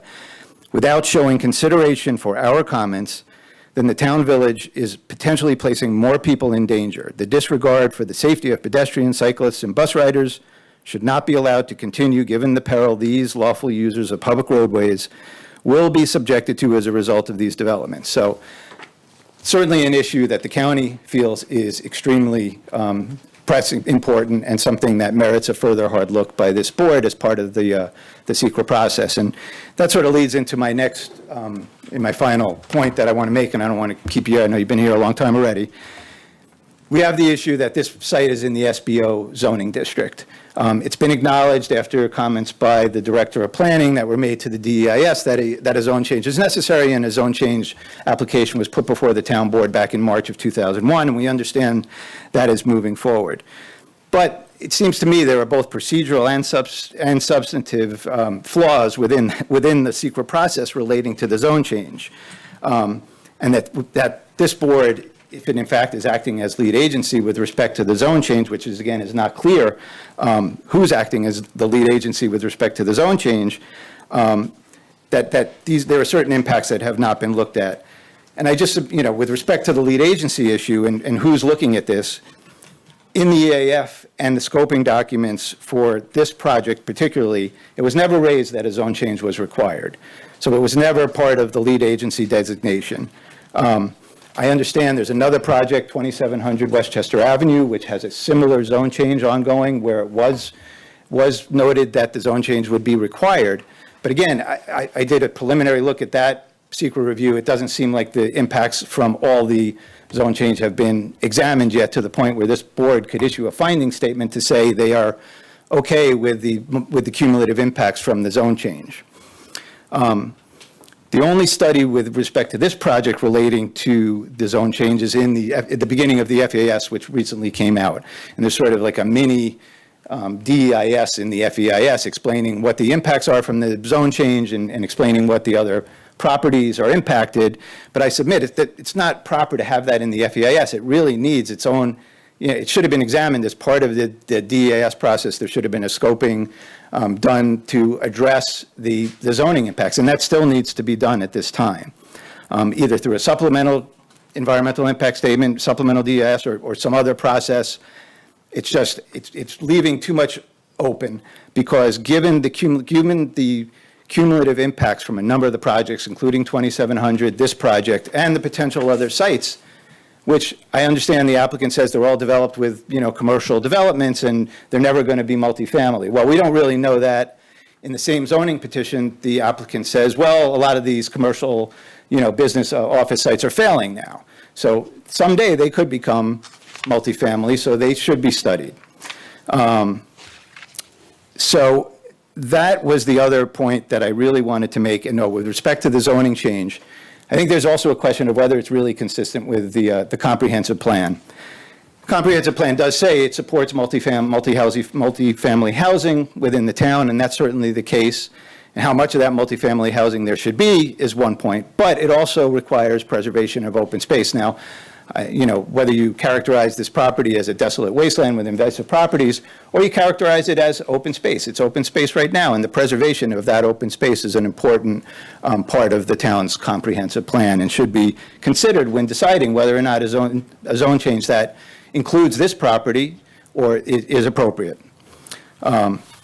Finally, we also submit that it's not consistent with comprehensive planning, because again, you have multiple projects that are part of this zone change. As the county said in its letter, without considering cumulative impacts from all these projects, this board is not taking a hard look under SECRA. And that's all we're asking the board to do, is to really examine these issues which really have not been examined as part of this EAS project to date. So we submit, again, we would like the board to keep the FEIS process open, examine some of these issues that are being raised tonight and may be raised by the community, and I very much thank you for your time. Thank you, Eric. Thank you. Thank you.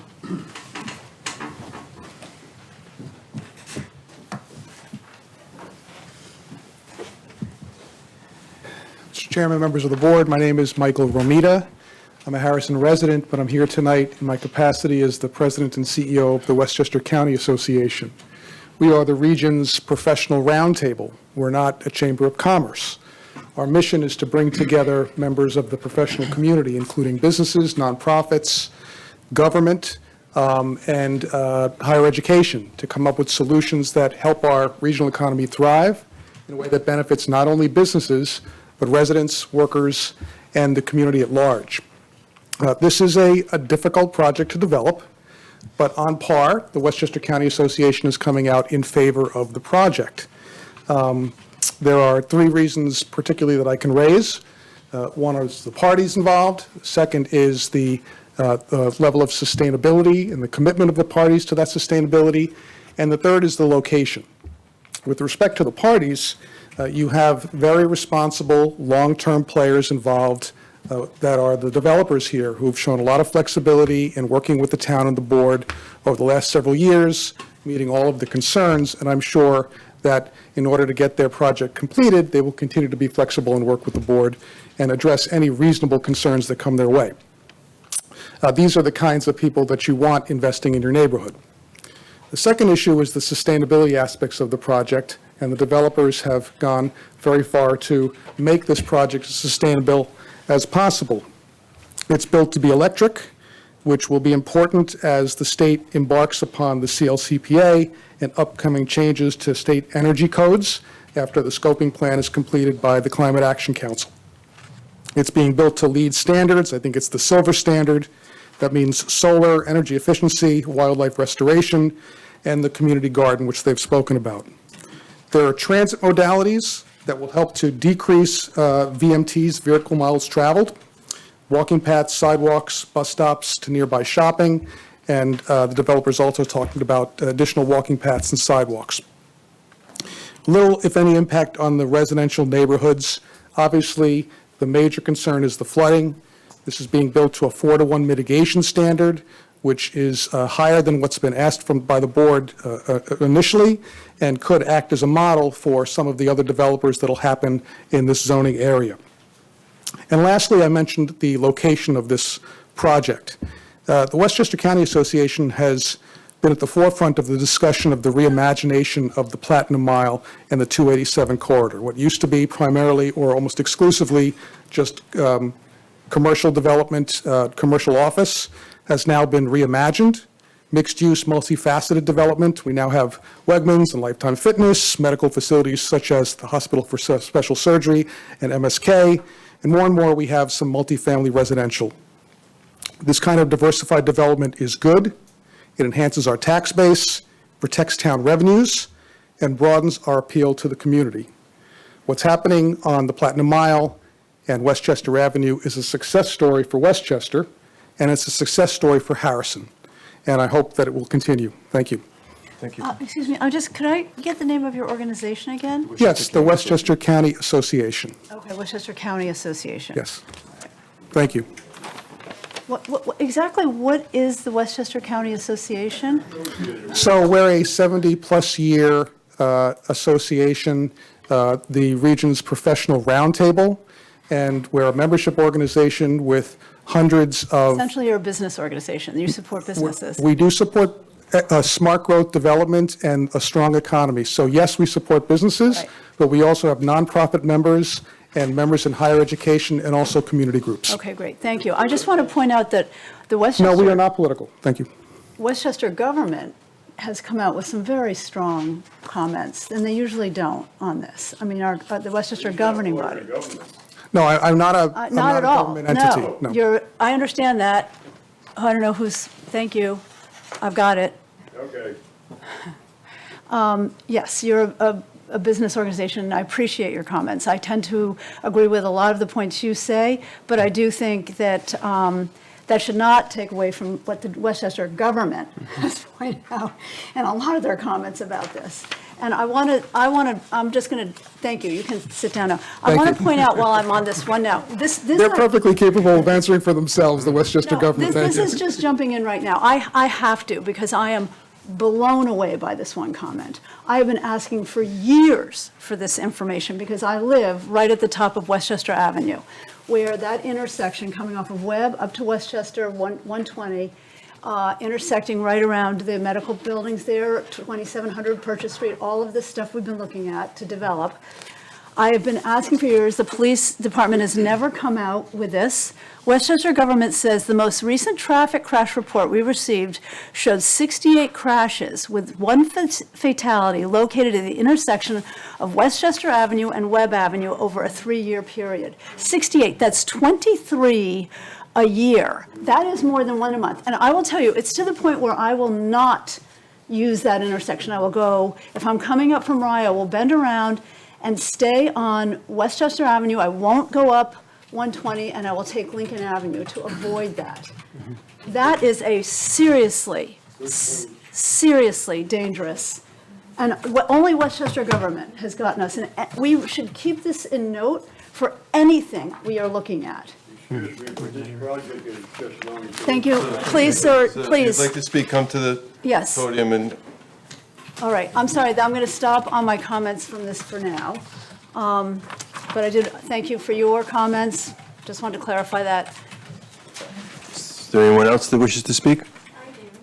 Sure, come on up. I would actually like to ask a few questions. So Of this gentleman maybe here.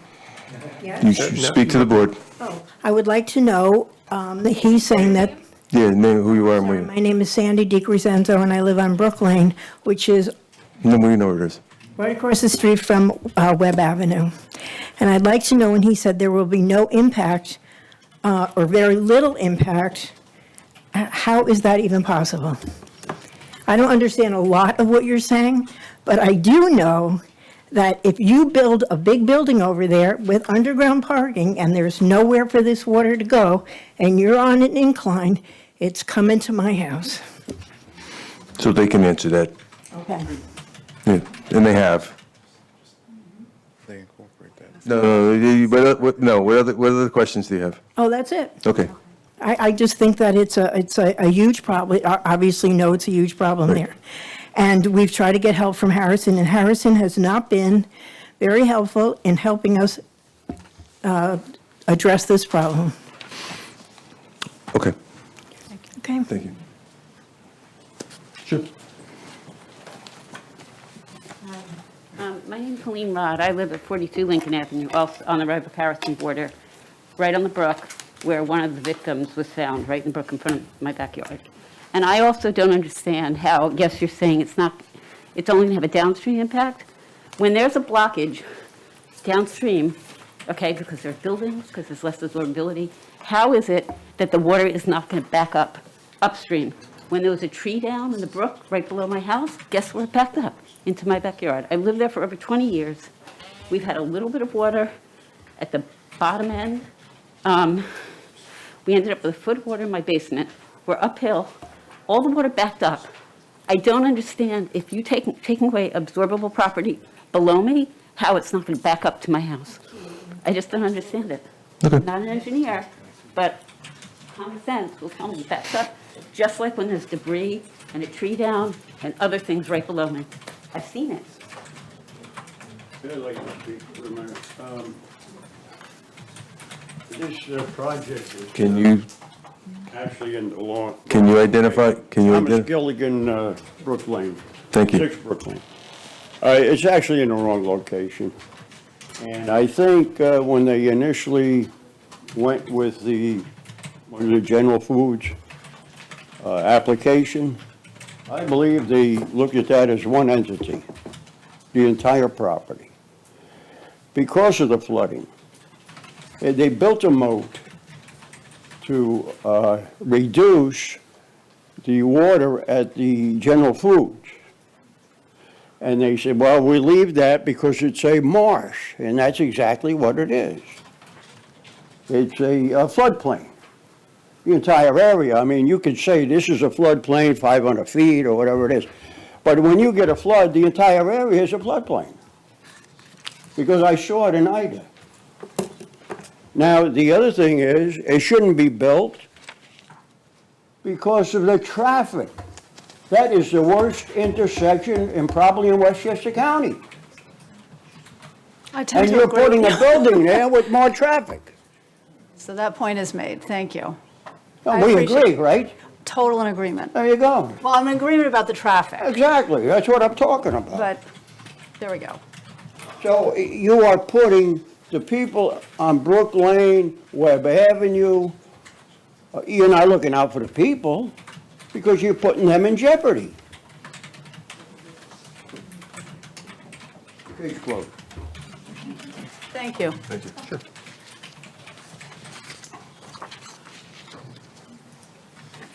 How you doing? I'm Peter Corcoran. I live in 14 Brook Lane. I've been coming here for 5-6 years. It's like with this project, I don't understand when I said 20 years ago, if we just made like a pond, the water would go in there before the sluice gate and all the other stuff. It would be a pond go in there, water, and then drift into Rye, help Rye out a little bit, like slow the process down. They said, no, the environmentalists, yada, yada, yada, can't do that. But now we could put a building there. So the environmentalists just, now it's okay, I don't understand. But just like the simple fact, I'm coming to you guys because like when you put WestMed there, 30-30, we're gonna do this, we're gonna do that, we're gonna do all these things, but nobody holds them accountable. Pat's been at the job, I've been emailing Rosemary, 5 years. I got paperwork here that says they're gonna do this, they're gonna maintain it. They run out of money or they don't do it, who's gonna watch them? And I'm not, but I watched 30-30 Westchester Avenue. The walls fell down. The flood came, they fixed the whole front when you pull in 3 to 4 weeks. It's 8 months. Nobody's picked up a rock. I got 800 feet back there that's collapsed in the brook. Then, not only that, I address it, I call, turn the blind eye. How come they can't be held accountable to do what they're supposed to do, maintain? I got paperwork that says they're supposed to maintain it. They don't. Everybody turns a blind eye. How come they can't be held accountable with a fine or a summons or anything else? Just like with that. I lost my house. Lost the house, the car. My daughter won't move back in the house. We were trapped upstairs. If there's more deaths, like everybody's saying, then we look. I don't think it should happen. I think we should really address, see what's going on, and how come we can't hold these people accountable that built the things that they built already? 30-30 Westchester Avenue. I sent pictures. Everybody surveyed it. Everybody looked at it. And you know what they did? Nothing. 8 months. And when they turned around, they approved it, where Pat and them went and looked at it, Mike Amadeo, they signed it, they choked up the brook, they signed off on it, but I'm sure they didn't. I got pictures of the guys on the weekend, 2 Spanish guys, in a backhoe, pushed 150 yards of dirt, raised up the brook, made it shallower, closed the brook by 7.5 feet. I got pictures, I've sent pictures, and nobody's done anything. So with this project right here, what's that gonna do to me? And nobody holds anybody accountable. Do we have any answers for that? Forget about the traffic thing, we all know that's crazy. That should say it by itself, but I'm trying to, I've been here 29 years. Wall fell down once, got flooded. Wall fell down again, they fixed it. Wall fell, they put it up, they choked up the brook. It's in the paper, Westmore News, everybody knows about it, but nobody holds WestMed accountable, but we keep putting up buildings. It's supposed to be a 100-foot setback. They just dug it up, they put a parking lot in there. But in 1970, there's supposed to be a 100-foot setback with trees. Then after they did the project, they put this stupid thing. There's no trees, no fence. My backyard's like a parking lot. Everybody pulls in with the headlights and everything else. I don't care. When 3 feet of water come through my house and I lost everything, and I can't take the hit. So what can we do? What do we do? I'm asking. Listen, that's the building department. I will follow up again with them, but that's the building department. It's not the planning board. I've talked to everybody, but it's like the planning board with this. Everybody looks at it, when they run out of money, oh, Mr. Corcoran, sorry about your house, sorry about this. How come nobody gets anybody held accountable? You're gonna look at the planning board. Everybody's looking at something, but they sign off, they put up 30-30, they weren't supposed to get a CO until they fixed it. I got the paperwork, they signed it, everybody said things, engineers came and looked at it, everybody did it, but nothing happened. Nothing was done proper. And just like Nothing against you, but I've been doing this 5 years, and I lost everything. What do I do? Can you send me in a direction?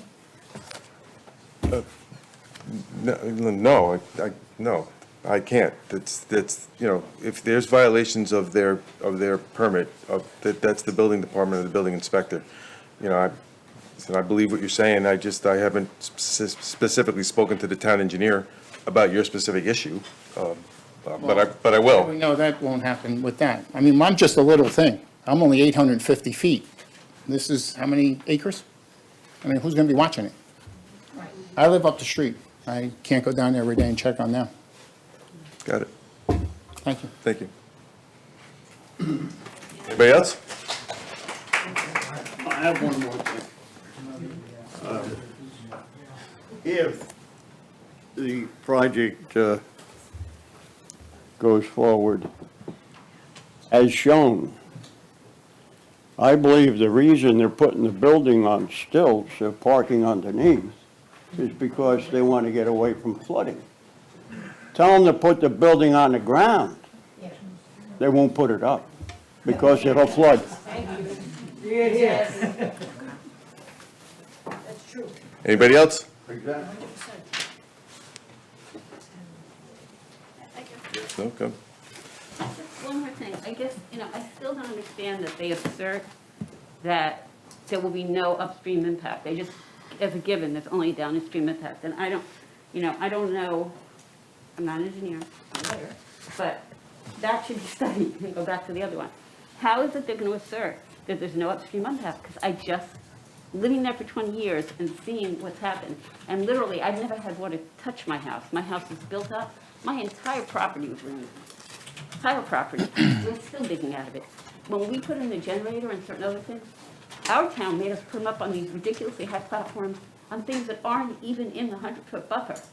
But they're doing things within buffers that, and they told me I had to lift it up just so that, it didn't back up into anybody else on the other side of the brook.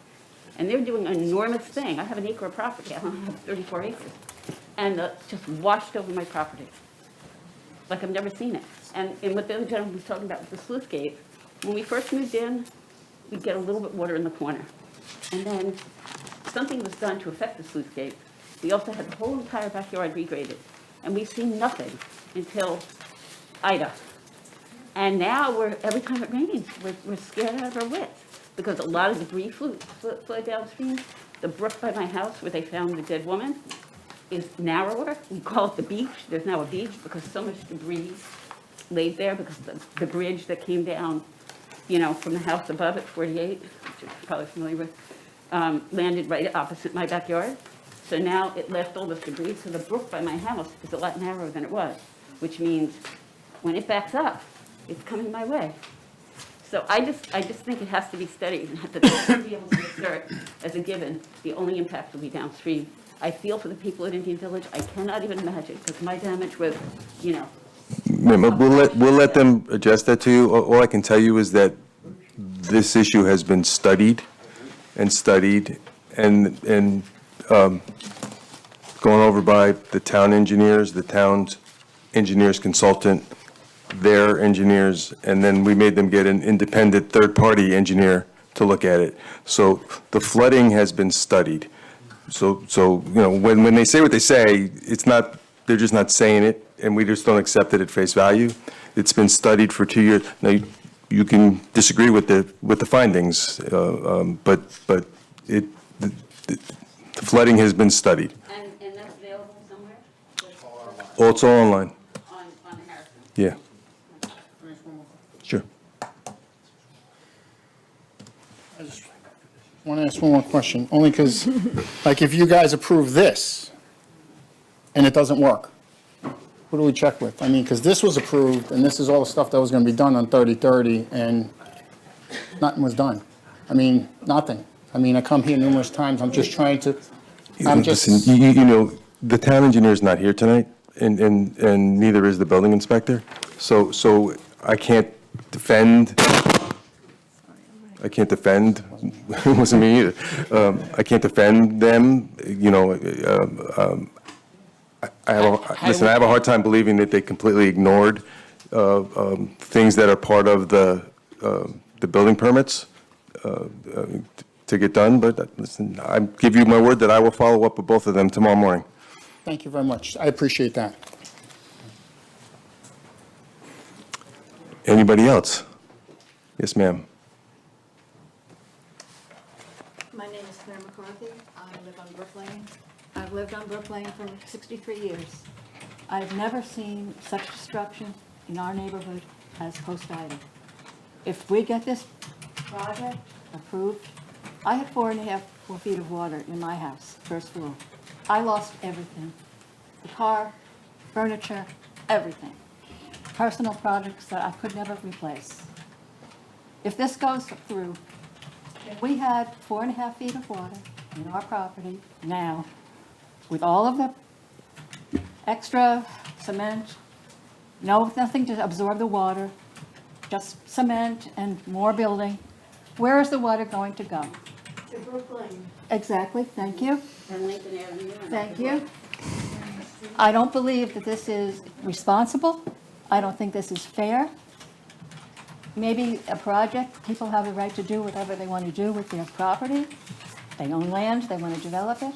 What about the people that have lived there many, many years, paid taxes for all of these years, and then they get told, well, it's too bad, you can move, or you can stay here and just put up with whatever is here.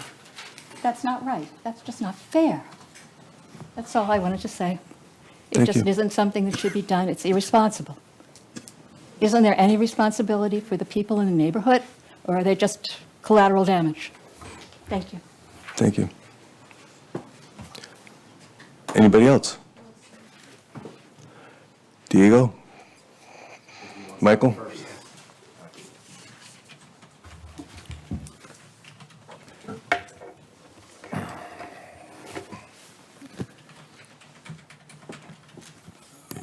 We can do two things. Tonight, we can speak to a couple of the comments that were raised, or we can do what we did with a number of the letters that were submitted in advance of the hearing.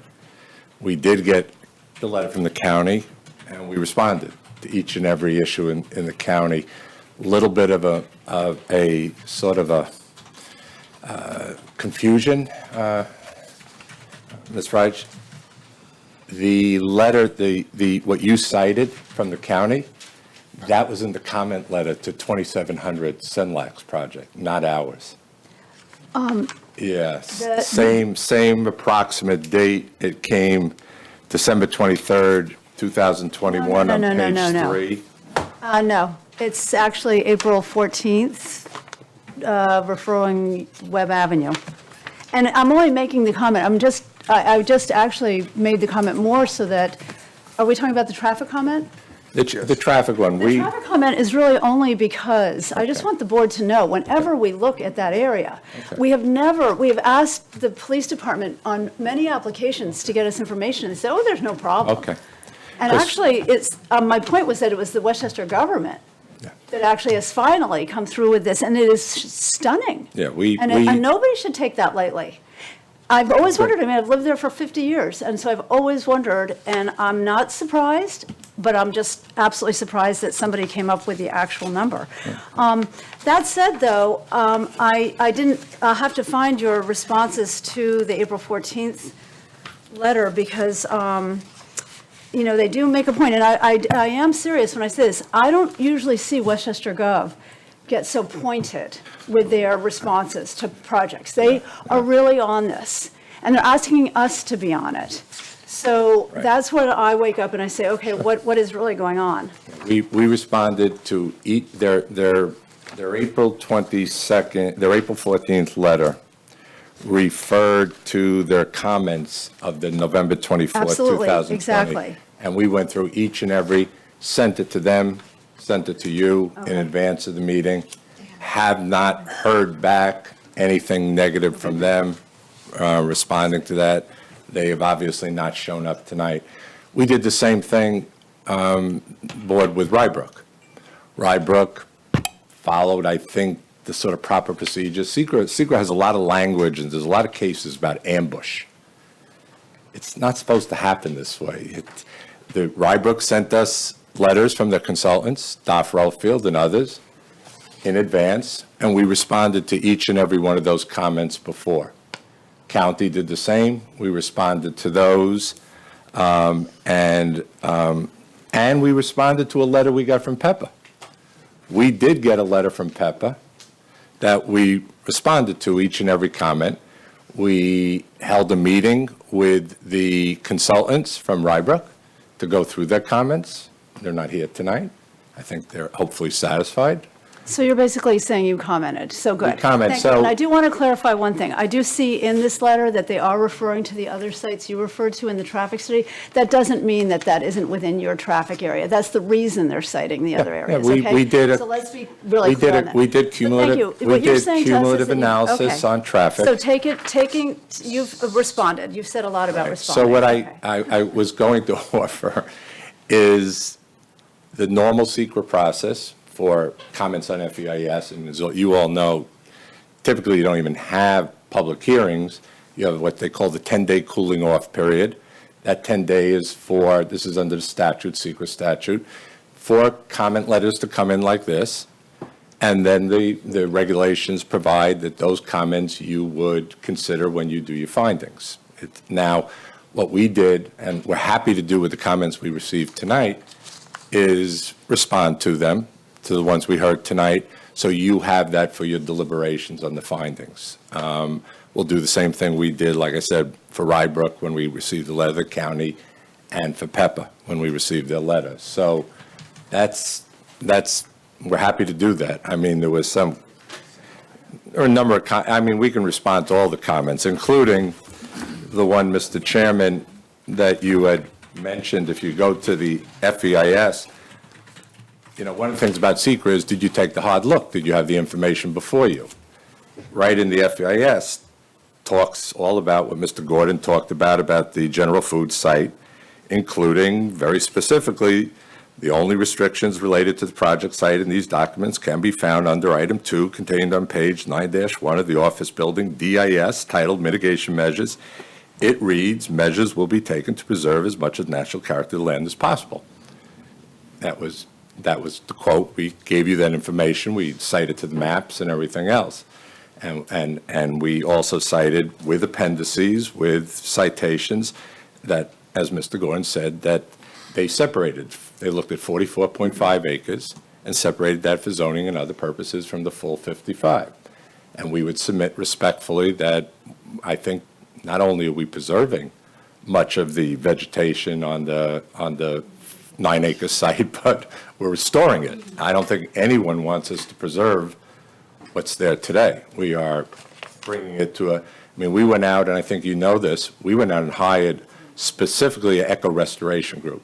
We didn't rely on just landscape, general landscape people or the engineering. We went out for the people that do the major eco restoration throughout New York metropolitan area to restore that site, to do a lot more than preserve the natural features. So I don't think there was anything raised today, and we're happy to respond to it if we can either get the transcript, or if they want to give us their letters or copies, we'll respond to each of them. And then in connection with normal secret procedure, you'll take that into consideration in your findings. That's typically, but I'll defer to your staff and your Mr. Chairman, clearly, you need to have a deliberative evaluation of all the information you've heard tonight.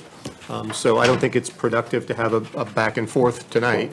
So I think if the applicant will do that process and provide a written response to all of these comments, including the written comments, we will then, that will allow you to deliberate and render your findings as appropriate. Can I just ask a technical question I just need to get my hands on a slightly better picture of what you're talking about. I will try. You say here that the DEIS proposed approximately 1,000 cubic yards of flood storage to make up for the cubic yards that was going to be, to account for net fill, right? You're going to provide 1,000 cubic yards of water storage to compensate for 1,000 yards of fill. sounds like that's kind of basically apples to apples. But then you go on to say, and I'm wondering, is this where you're talking about the 4 times? Okay, but I do want to really try to understand this.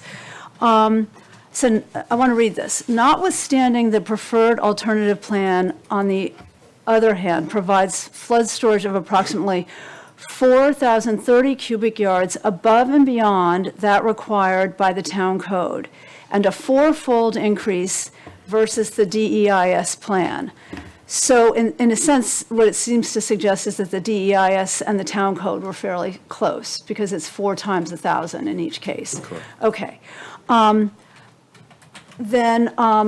Okay, and then the something about 807,896 gallons of flood storage versus 201,974. So again, a 4-fold increase in flood storage.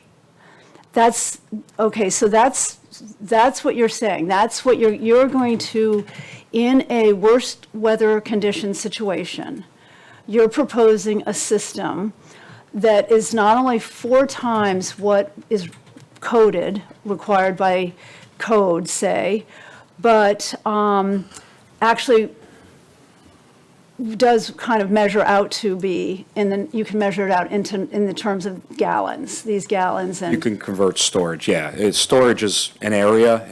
No, I understand that. I'm just trying to say, okay. The only What nuance. would have, Go ahead, I'm sorry. can you just take those two, the 1-to-1 or 4-to-1, and talk about where we came in at Ida? What was Ida? What kind of storage would Ida have required? So a couple of different things are getting intertwined there. No, So- let me just be clear. I understand, You're yeah. building a building and you're going 4-to-1. Would you still be able to say, we won't have any extra water going downstream? Again, break that apart into a couple of different things. The first point I want to make is we are not filling in the floodplain. A lot of times applicants will come before the board and will propose a project that requires filling within the floodplain to build up the elevation to support their building so that they could comply with your You made a ordinance nice point above earlier it. that the front of the building isn't even in the flood. But beyond that, the Okay. back of the building is, and as opposed to putting a bunch of material back there and raising the grade up, we didn't do that here. We put the building on stilts, meaning the bottom of the building can still receive water and get inundated during these design storms. The reason why I make that statement, it starts to fold into that 4-to-1 mitigation. The 4-to-1 mitigation is not directly correlated to a storm event. That has to do with the amount of filling that we're doing on the property within that storm event, that 100 and 500-year floodplain. When we design this building, there are some areas that we do need to grade, that we need to fill within the floodplain. As opposed to doing 1-to-1 compensatory storage, meaning you put 1,000 yards in the floodplain, we're going to put 1,000 yards, take it out someplace else, this board came up with a policy to mitigate it at a 4-to-1 ratio. So that's how we get from the 1,000. Actually, Diego, I'm gonna give you credit for something. We said 3-to-1. You're right. You did come back 3-to-1, and we said 4-to-1. Right. Because we were able to do it on the property and everything else. So that 4-to-1 to 3-to-1 storage that we did, or excuse me, that 4-to-1 storage component that we're talking about is any fill that we had to do in the floodplain to construct this building, we're providing 4 times that much storage during these storm events, which equates to that 800,000 cubic feet. Ida now is a storm by itself. Your code required us to look at the 100-year storm events, which is a very specific analysis that's studied in the FEMA flood maps. After Ida had passed, and you look at the maps, and this was something that we worked with the town engineers on, that storm mimicked more of the 500-year flood elevations that were experienced in that area.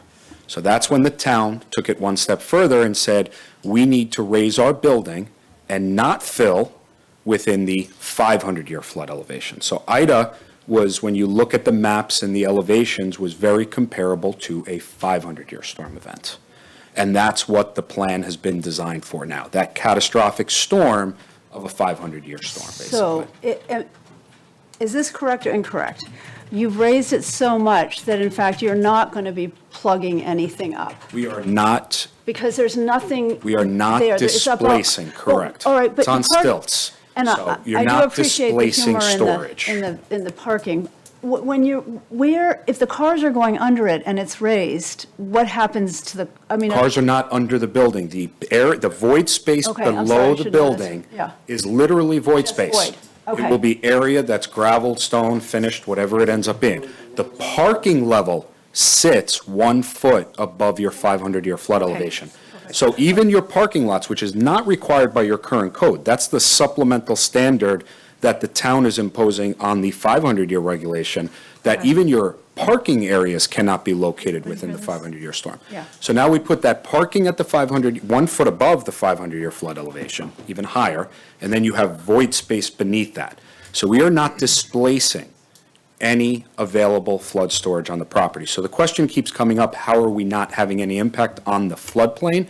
It's because we're not displacing the available storage to it. Not only not displacing it, if I understand it, making it We're providing more more than than what's if, there. than if we did nothing. Right. So that's one question. And if you could help me out with this one too, is what keeps coming back is how does it not go backwards? I mean, we all understand what happens on the other side, right? How does it not back up to Lincoln Avenue to? So, I'll try to take this on. I'll have Leonard Jackson Associates, who are a floodplain consultant, prepare a little bit more of analysis on this. Floodplains are created by restrictions. Restrictions are created by impediments that they run into. So the floodplain that's created just north of us is created as a result of the culvert on Westchester Avenue. That culvert is only so big and could take so much water. Eventually, that culvert gets filled up, and then the floodwaters start backing up. Floodwaters from that point continue to rise until it hits a relief point. The relief point is Westchester Avenue. At some point, it will inundate and go over Westchester Avenue, just like it did in Ida, and just like it's shown in all of the models and the analyses that we prepared. Our floodwaters on our property is created and controlled by the culvert that's on Bowman Avenue. That's what creates the floodplain and the floodwaters on our property. And the changes that we're making to our property are all within it, which could potentially affect downstream properties with the amount of water that goes down there. But it's the culverts that create the restrictions and what drives the size and the area associated with the floodplains. So, A question, are you saying that the culvert at Westchester Avenue? I jumped too. I'm sorry, Marcy. You scared everybody because like this voice came out of nowhere. Can you say your question again? God, it's all. The culvert that goes under Westchester Avenue, you said is a restriction. That's not being changed by your project. not at all. So, no matter what you do on your project, I think I'm hearing that the next Ida will do the same thing at that culvert, and the people on Brook and Lincoln will experience the same problem. Yes or no? That's right, and I'm glad you pointed out, Marshall, because I wanted to, I feel for everybody down there. I live right up the way, and I understand what now that your Blind Brook is dammed, with the debris, it's really tough. I live right there too, and it's almost like we should have a community cleanup just to go down and get it out of there ourselves or something. But I'm glad you pointed that out, Marshall, because one thing is that another event like this could happen, and there could be a huge backing up, and everybody could think it's due to the building, and it won't be. And that's a tricky thing. I think I want to make, To answer his question, yes, we do not have an effect on the upstream properties, so.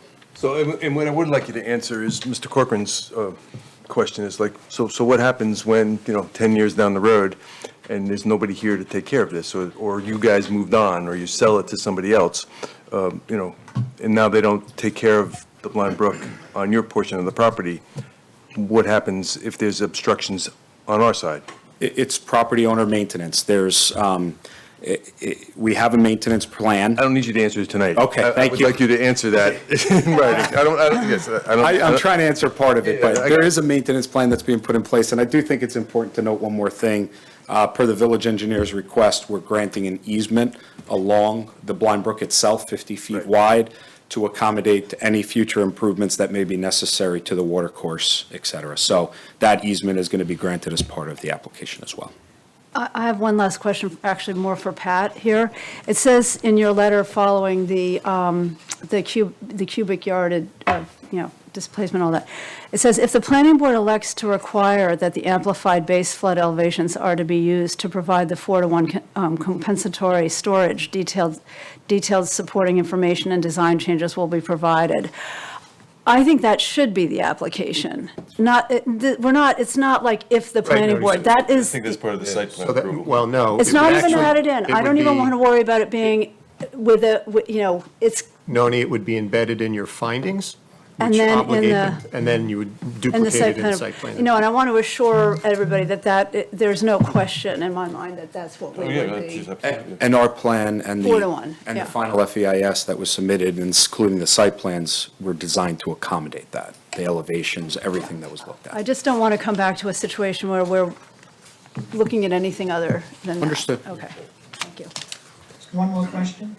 So who is in charge of enlarging culvert, the pipe, basically, that goes under Westchester Avenue? If anyone knows. I think it's a state. That's a county road? Westchester Avenue, I think, is a county road. So there's confusion about where the county's jurisdiction ends and the state's jurisdiction ends on Westchester Avenue, but it's either the county or the state. That's a separate, yeah, that should be addressed. Separate, yeah. Thanks, Anything else? Diego. Any other specific comments you want me to respond to? No, I mean, I guess, just from my perspective, and I've said this before, during the DEIS and obviously with the findings so far, is that I really appreciate, your guys have been, we were a pain with this, I mean, literally because of exactly this scenario. And for what it's worth, you live near it, I live down here.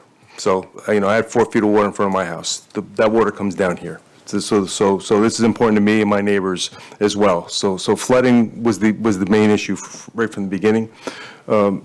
We asked you to do things that we've not asked of any other applicant for anything ever. I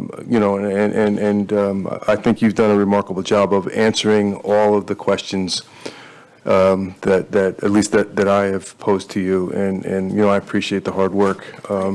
I do have one quick question. I do appreciate right where we started from with, interactive with community, the walking paths, when it comes time to look at those more carefully, if a flood event happens and those are damaged, we would be writing in something to have that, because that is sort of essential. That is the, if you will, the kind of the gestalt, that's the uniqueness of this application. All Right. right. Point. So I just wanted to say, listen, I appreciate it. I mean, it's been a long time, and you've done what we asked. You've made it better than what it was, and the question that I asked the town engineer, Woodard & Curran, who is the town's consulting engineer, and in addition to Diego, the independent engineer, who actually has done work for the Army Corps of Engineers. Will this work? Is it better than it is today? And nobody came back and said it's not. So I just for one appreciate it, so. Could I just interject something? Because Of course. fallow land, marshland, swamp, you put a building on it. It cannot be better than it was. It cannot be, because you're gonna pave it. And the runoff is gonna go south. Down to Indian Brook. So by state law, that can't happen. By state law, it can't. Can't happen. By asphalt, it'll happen. They hold the water on the property. Oh, they don't hold the water on 2,900 or 3,000. Runs right off into the brook. That's your state law. Now, that water comes down Westchester Avenue in a culvert, both sides. The one culvert goes over to his property. The water comes down, there's a huge tunnel that meets the confluence of the Blind Brook. That's the problem. That water that comes down should have went over to his property and not obstruct the Blind Brook, and the Blind Brook would have flowed much better. Yeah, I don't know where that is, sir. It's not on. Well, it's on This- Westchester County, Westchester Avenue, right by Brook Lane. There's a huge tunnel that comes in and meets the Blind Brook. The Blind Brook That goes under the Westchester. tunnel. That goes under Westchester Avenue. That's the one we're talking about. That's what causes the backup. That's the backup. There's It's two not- tunnels. But the One that comes from the north, the west, coming down the hill. There's a tunnel there.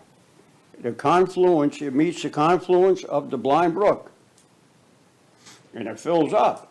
The Blind Brook goes, there's another tunnel, and it goes into his property, or down the brook.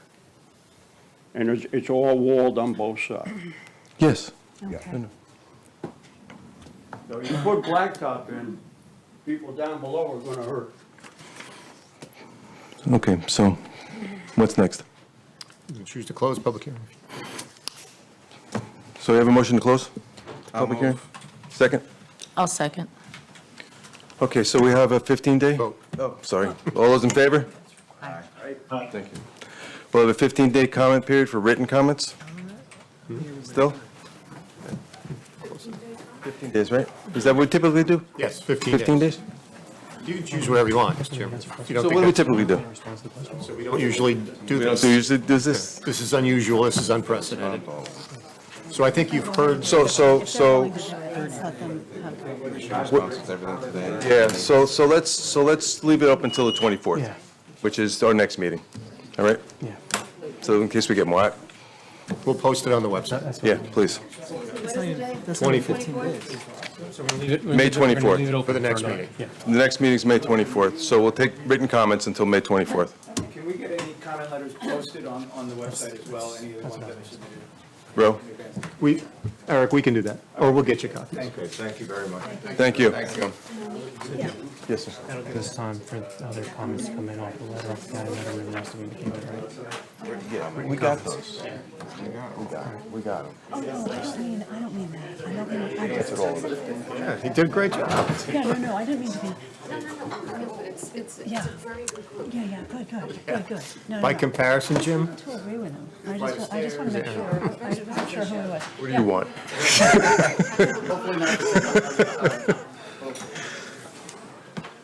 Purchase Country Market. Good evening. Where's the food? I need a gift basket.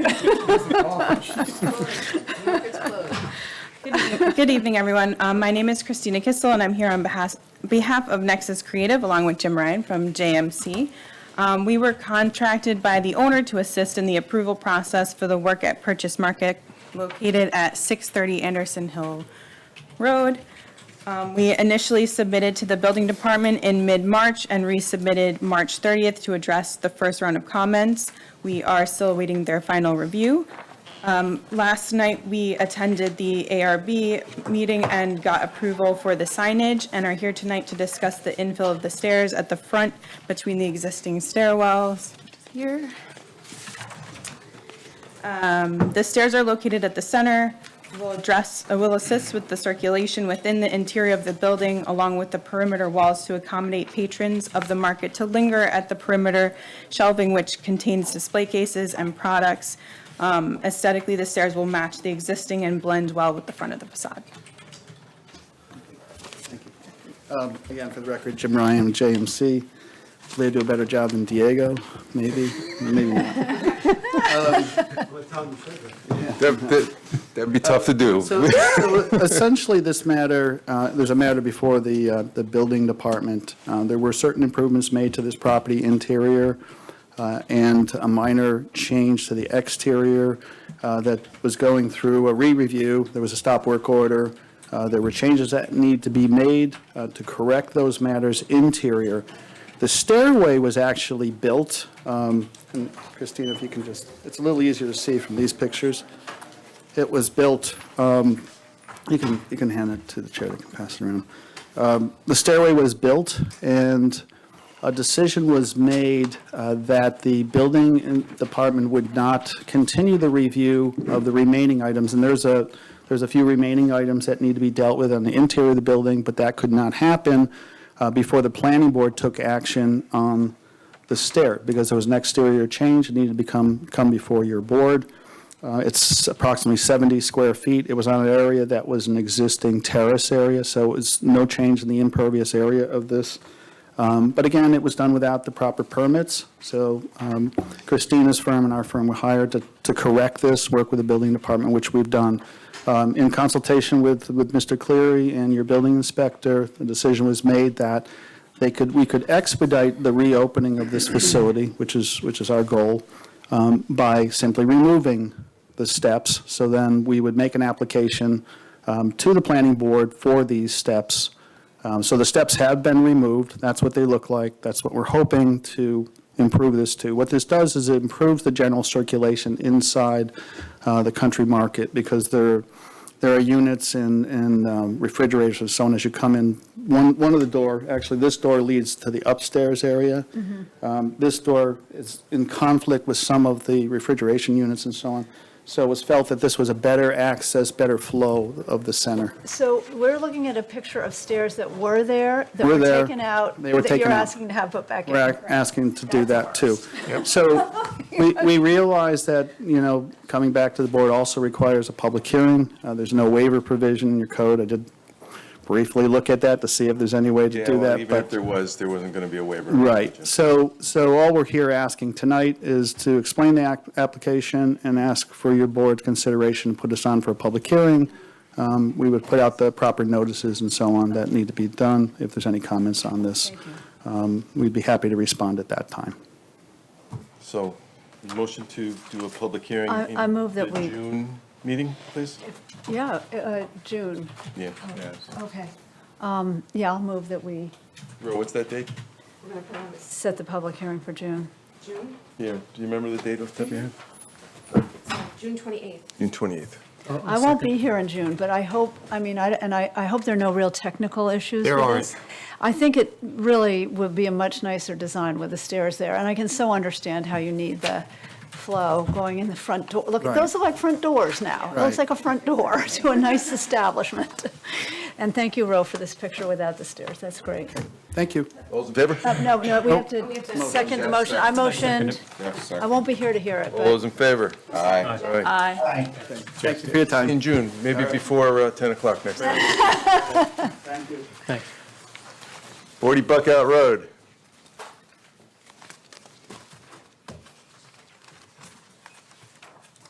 I won't make your night any longer than it has to be. So you're going to take this wall down and rebuild it?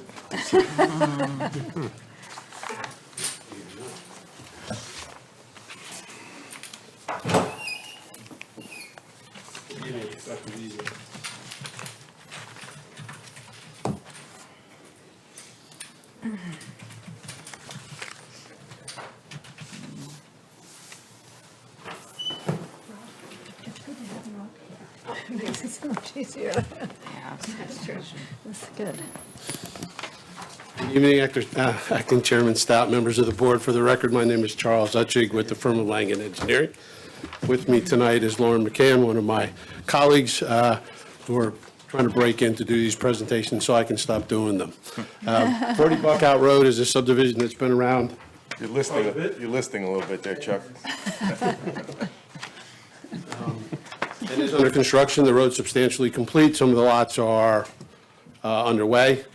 We are proposing 3 minor changes to the subdivision plat, and I'm going to go through those 3 and hopefully quickly explain them to you. The first is a modification of the sewer easement. The original design had the sewer going out to Buckout Road. We ran into field conditions, which didn't allow us to make the gravity connection. Working with your engineering department, the health department, we modified the design and resulted in an easement across the corner of that first lot as you come in. This easement has actually been recorded. We had to record it as part of the process of getting the sewer approved by the health department. So some of this is just getting the plat up to date to things that have happened, so that everything that affects these 8 lots is all in one place. That's part of this, actually, what we're trying to do tonight. The second is, in essence, a land swap that occurred. Some of you were on the board when we started this application a long time ago. I guess most of you were not. I think maybe Tony's the one. 38 Buckout Road, which was the existing house that we preserved, actually had built their driveway across the neighbor's lot. So as part of our amended design in the subdivision process, we called for it to be redesigned, taken off of their property and put on ours. But I will tell you that the design was not optimal. It was a force fit. So the developer, our client, got with the neighbor and worked out a land swap, square foot per square foot, that created a more usable line for us to create our driveway. So the orange line that runs jagged was the original line on the subdivision, and the yellow one is the one that is the land swap. So we swapped properties, and it gave us a much better alignment for our driveway. We actually have reviewed this with the tax assessor, with your planning staff, with the engineering staff as part of this process. So this is another one where the deeds have actually been worked out, and this is just to get it all in the same place. And then finally, there is a shift in the rear lot line between 38 and Lot 5. It moves it 12 feet. That was at the request of someone who wants to buy Lot 5. Keeps both lots conforming, doesn't do anything to the setbacks. It's just the request of a buyer, and these days we try to accommodate our buyers. So all in all, nothing really substantial as it relates to the integrity of the subdivision. 2 of these actions are really getting an action that's taken on the plat, and then the third will happen when this gets recorded. And it's as simple as that, hopefully. So what does my note say that we have to do? So this is actually an Seek- amendment of the secret lead plan. agency. We have to do secret again. Yes, we do, and schedule a public hearing notice. Okay. So you need a We motion? need a motion to will- declare, to designate secret lead agency. I move that we designate ourselves. All those in favor? Aye. Jeffrey, Jeffrey. second. And Those in Mr. favor? Chairman, now that we're pushing public hearings to June, Yes. we could schedule a public hearing for June, and by then the lead agency will have cleared. Okay, let's do that. That would be great if we I could do make a that. motion that we schedule the public hearing for June's 24th, June 28th, sorry, June 28th. And I will second. All those in favor? Aye. Thank you. Chuck. Thank you, Chuck. Thank you. Have a good night. Repurchase Lane. Last but not least.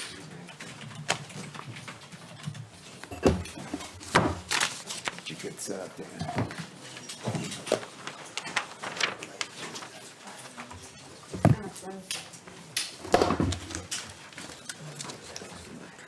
Is it working? When the clip on the legs is Broken already? broken already. That was Chuck's excuse. Just bought it. You just lean it on the table, maybe. On the Yeah. table, there you go. There's always a way. You can always hold it once you're an expensive, easel. I gotta put the plans on.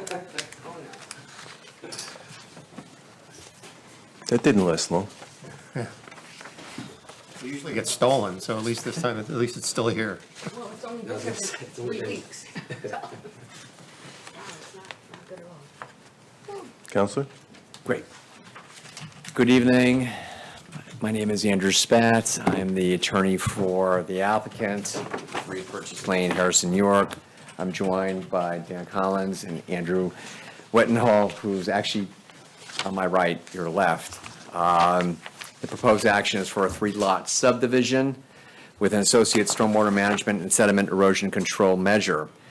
The applicant, again, who's present here this evening, their family has actually owned the property for over 50 years. And the current lot size is 3.29 acres, and the minimum lot size per code for residential zone R1 is 1 acre. The applicant's request to subdivide the lot into 3 separate lots to build 3 homes, which would be compliant with all minimum width, coverage, setback, height, and FAR requirements as defined by the code. And also, as you'll see, we also provide a significant buffer up to between 70 and 80 feet in the rear yard.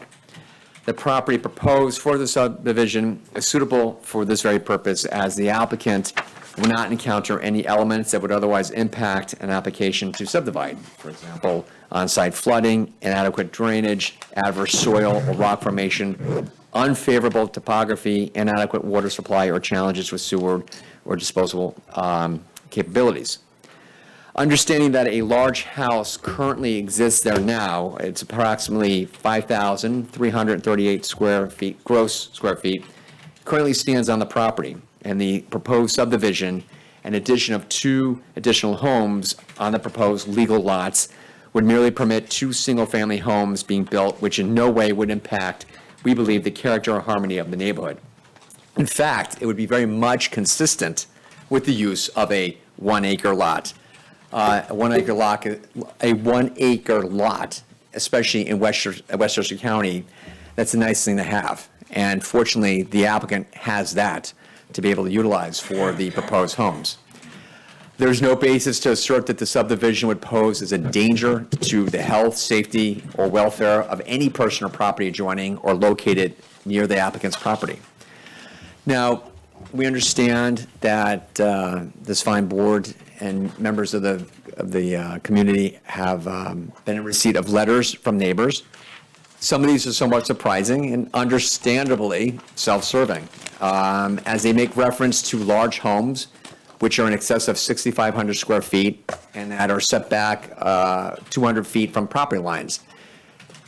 Our code here in the town village of Harrison speaks very clearly as to the minimums for any structure in R1.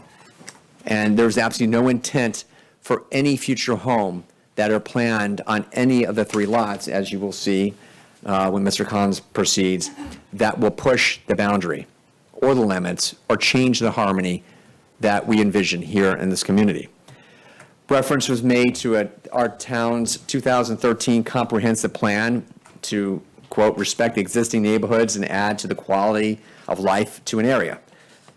That plan that's made reference to in communications was not intended to prevent a subdivision of private property which would be used for a single-family house on a lot that is legal in every respect, especially as it provides in the town code. In essence, the letters really imply that all homes on the street should stay at 6,500 square feet with 200 feet setbacks. That is not right. Safety concerns are also addressed, not only by the applicants. We're not seeking to intensify the use of R1. Again, this is single family. We're talking about 2 homes, not 3, because 1 currently exists, with traffic levels that would be very consistent to current use. I'm going to imagine that during the peak of COVID, the number of deliveries from Amazon and other services would exceed what you would find in a single-family home with children who are going to be in school anyway during the day. The flooding concerns, which were also raised, we are very fortunate to have a very well-respected entity that will explain the efforts and measures that are going to be taken to mitigate any concerns. As of now, there are no systems in place. However, there will be 2 different systems in place. And again, we can go through detail on that. I think it's important, and before I move to the left, and take up more oxygen in here than I already have. There's reference to traditional building patterns versus what the village code permits. And I understand this. It's a typical NIMBY argument. But this NIMBY is pretty extensive. This is not your typical 50-foot by 100 lot. We're talking acre and a half lots here, and then plus. So we're not talking about homes that are crammed between single small lots. These are 1 acre lots with approximately 4,500 square foot homes located with 70 to 80 foot buffers. So we look forward to going through each of the proposed lots so you can visually see what that experience would be and whether or not indeed it would be in harmony for what Harrison is. So I thank you for the time. I know it's getting late, but It's already past late. I hear you. This is a double Carvel night, but okay. Go ahead, Dan. Thank you. Thank you. I'm going to start with the existing. Do you need to?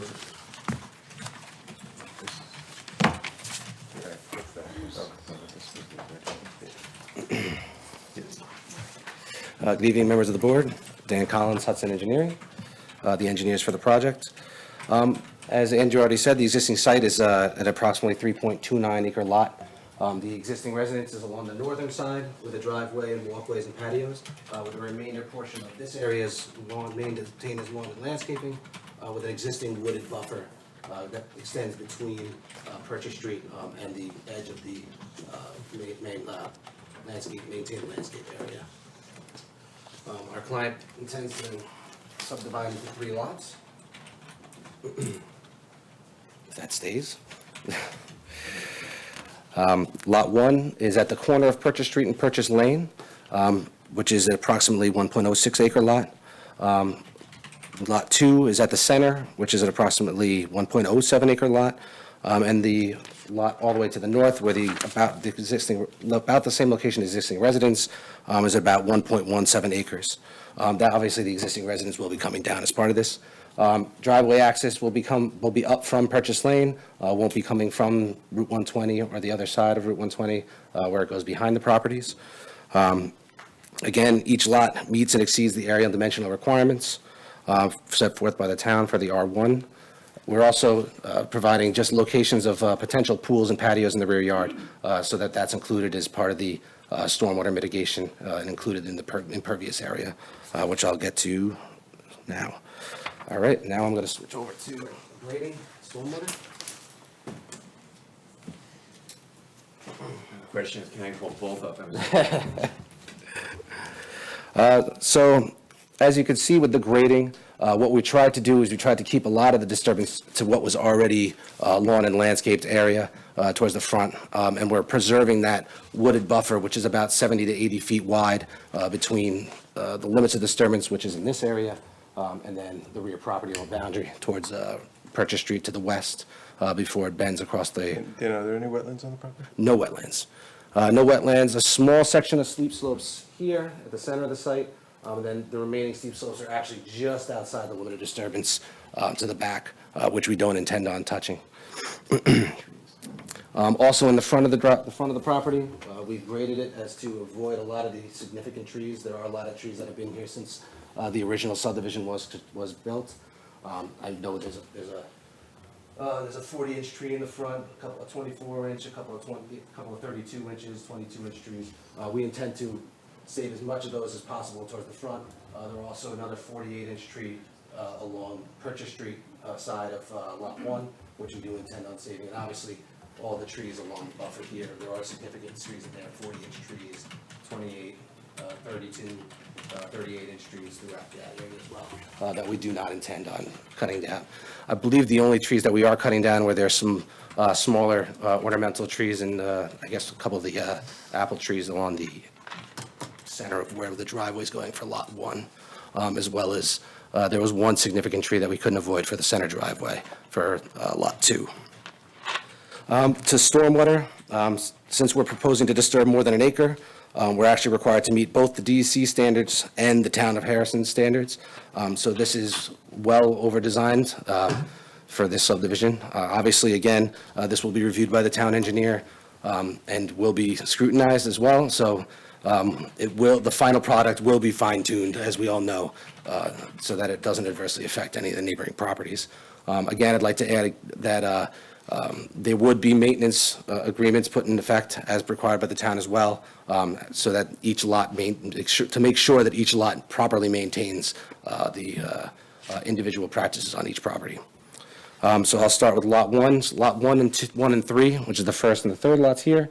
All impervious area is being captured and conveyed to subsurface exfiltration galleries, as you can see, located under the driveway or under the side. Oh, sorry. And then behind the side of the house on Lot 1. Those are sized to store up the entire 100-year storm event, as well as 3 inches of runoff over the impervious area as required by the town. The center lot, we provide it's a retention basin / rain garden, which has been sized for the 100-year storm as well, treats the water quality. This is the only stormwater practice that will be discharging into the existing stormwater infrastructure.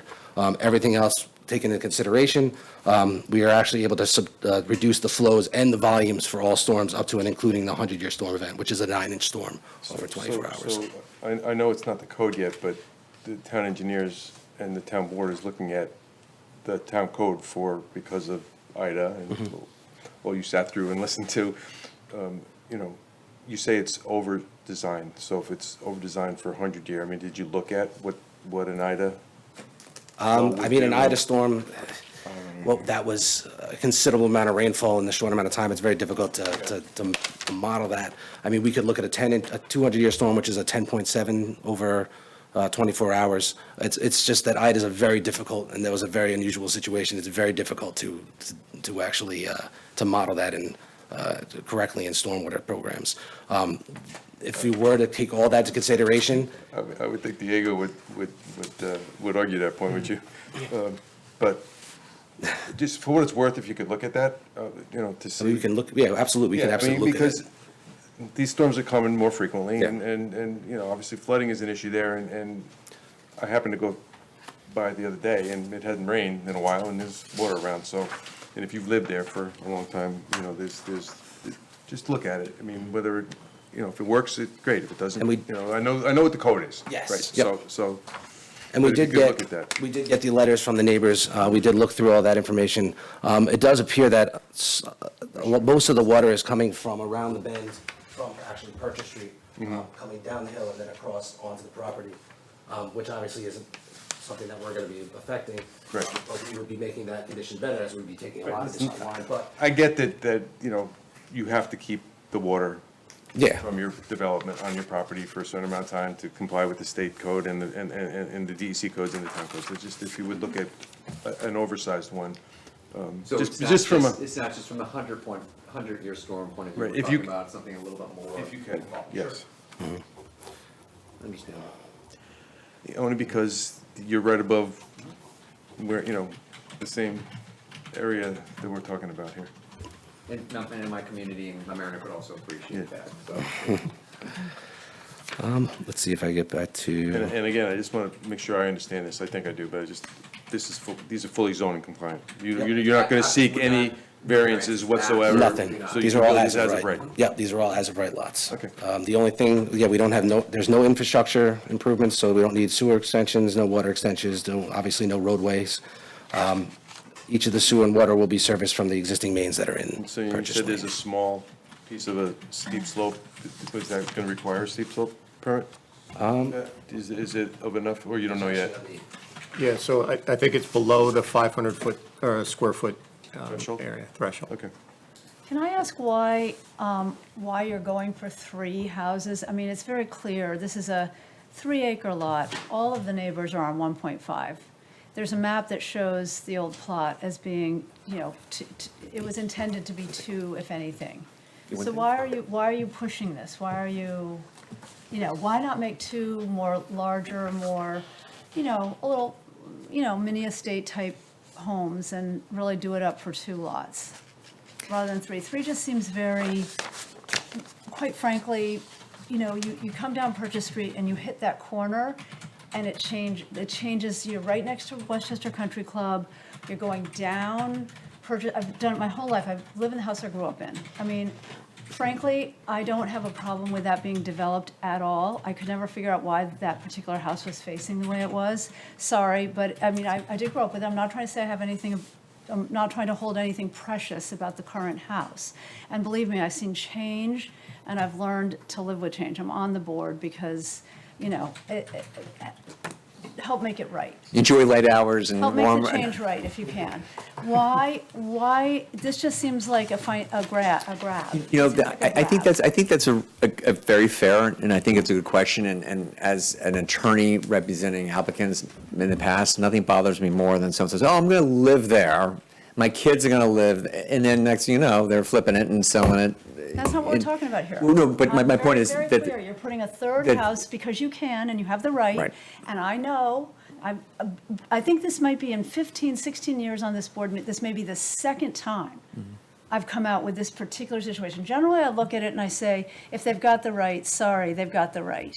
You know what, there's nothing much to do if you've got the right. But I actually really do feel strongly about this. And again, I can appreciate that. There's not many places left where you can create a correct feeling ecosystem. The street is what it is. You put those 3 houses there, you are fundamentally changing the nature of the street. I'm not talking safety, I'm not talking any of the other things the neighbors are all upset about. It's just plain as day. I understand that, and it just goes back to the Money. fact. I want more money. It, That's what it goes back to. what it does, I'm sorry, come on, don't try and tell me anything else. I am not going to hear it. I'm not going to try to convince you of anything. You're a very good lawyer. I really enjoy the way you present. I like the way Vanna White posted. Wait, I was going to say, I'm going to be at the car show next week. I love it. I mean, no, I get it. I mean, look, I mean, but I'm not going to necessarily address the issue, the reasoning behind it, rather than the fact that, as you pointed out, legally speaking, 1 lot, single acre are permissible in that particular zone. I've never And- seen an application, though, that flies so in the face of, this isn't a cul-de-sac. You know, we've had some tricky ones in the past years. I remember French over on Sure. Sterling Ridge. It was just very, very tough because every other neighbor had a slightly larger parcel than these would be. Right. Here, it is different. You're going onto a street where there is a very clear rhythm established there. And then, you know, going down to Flagler, that is a cul-de-sac. But you don't see that from the road. You don't see that, you know, that's a whole different thing going on down there. On the, I don't know if it's I can't get my east-west, but on the right side going down Purchase Street, it's very open and very bucolic, if you say. You said bucolic, I think you used that word yourself. I'm Well, saying. I wish I did. If I did, Verdant. I can use any of them.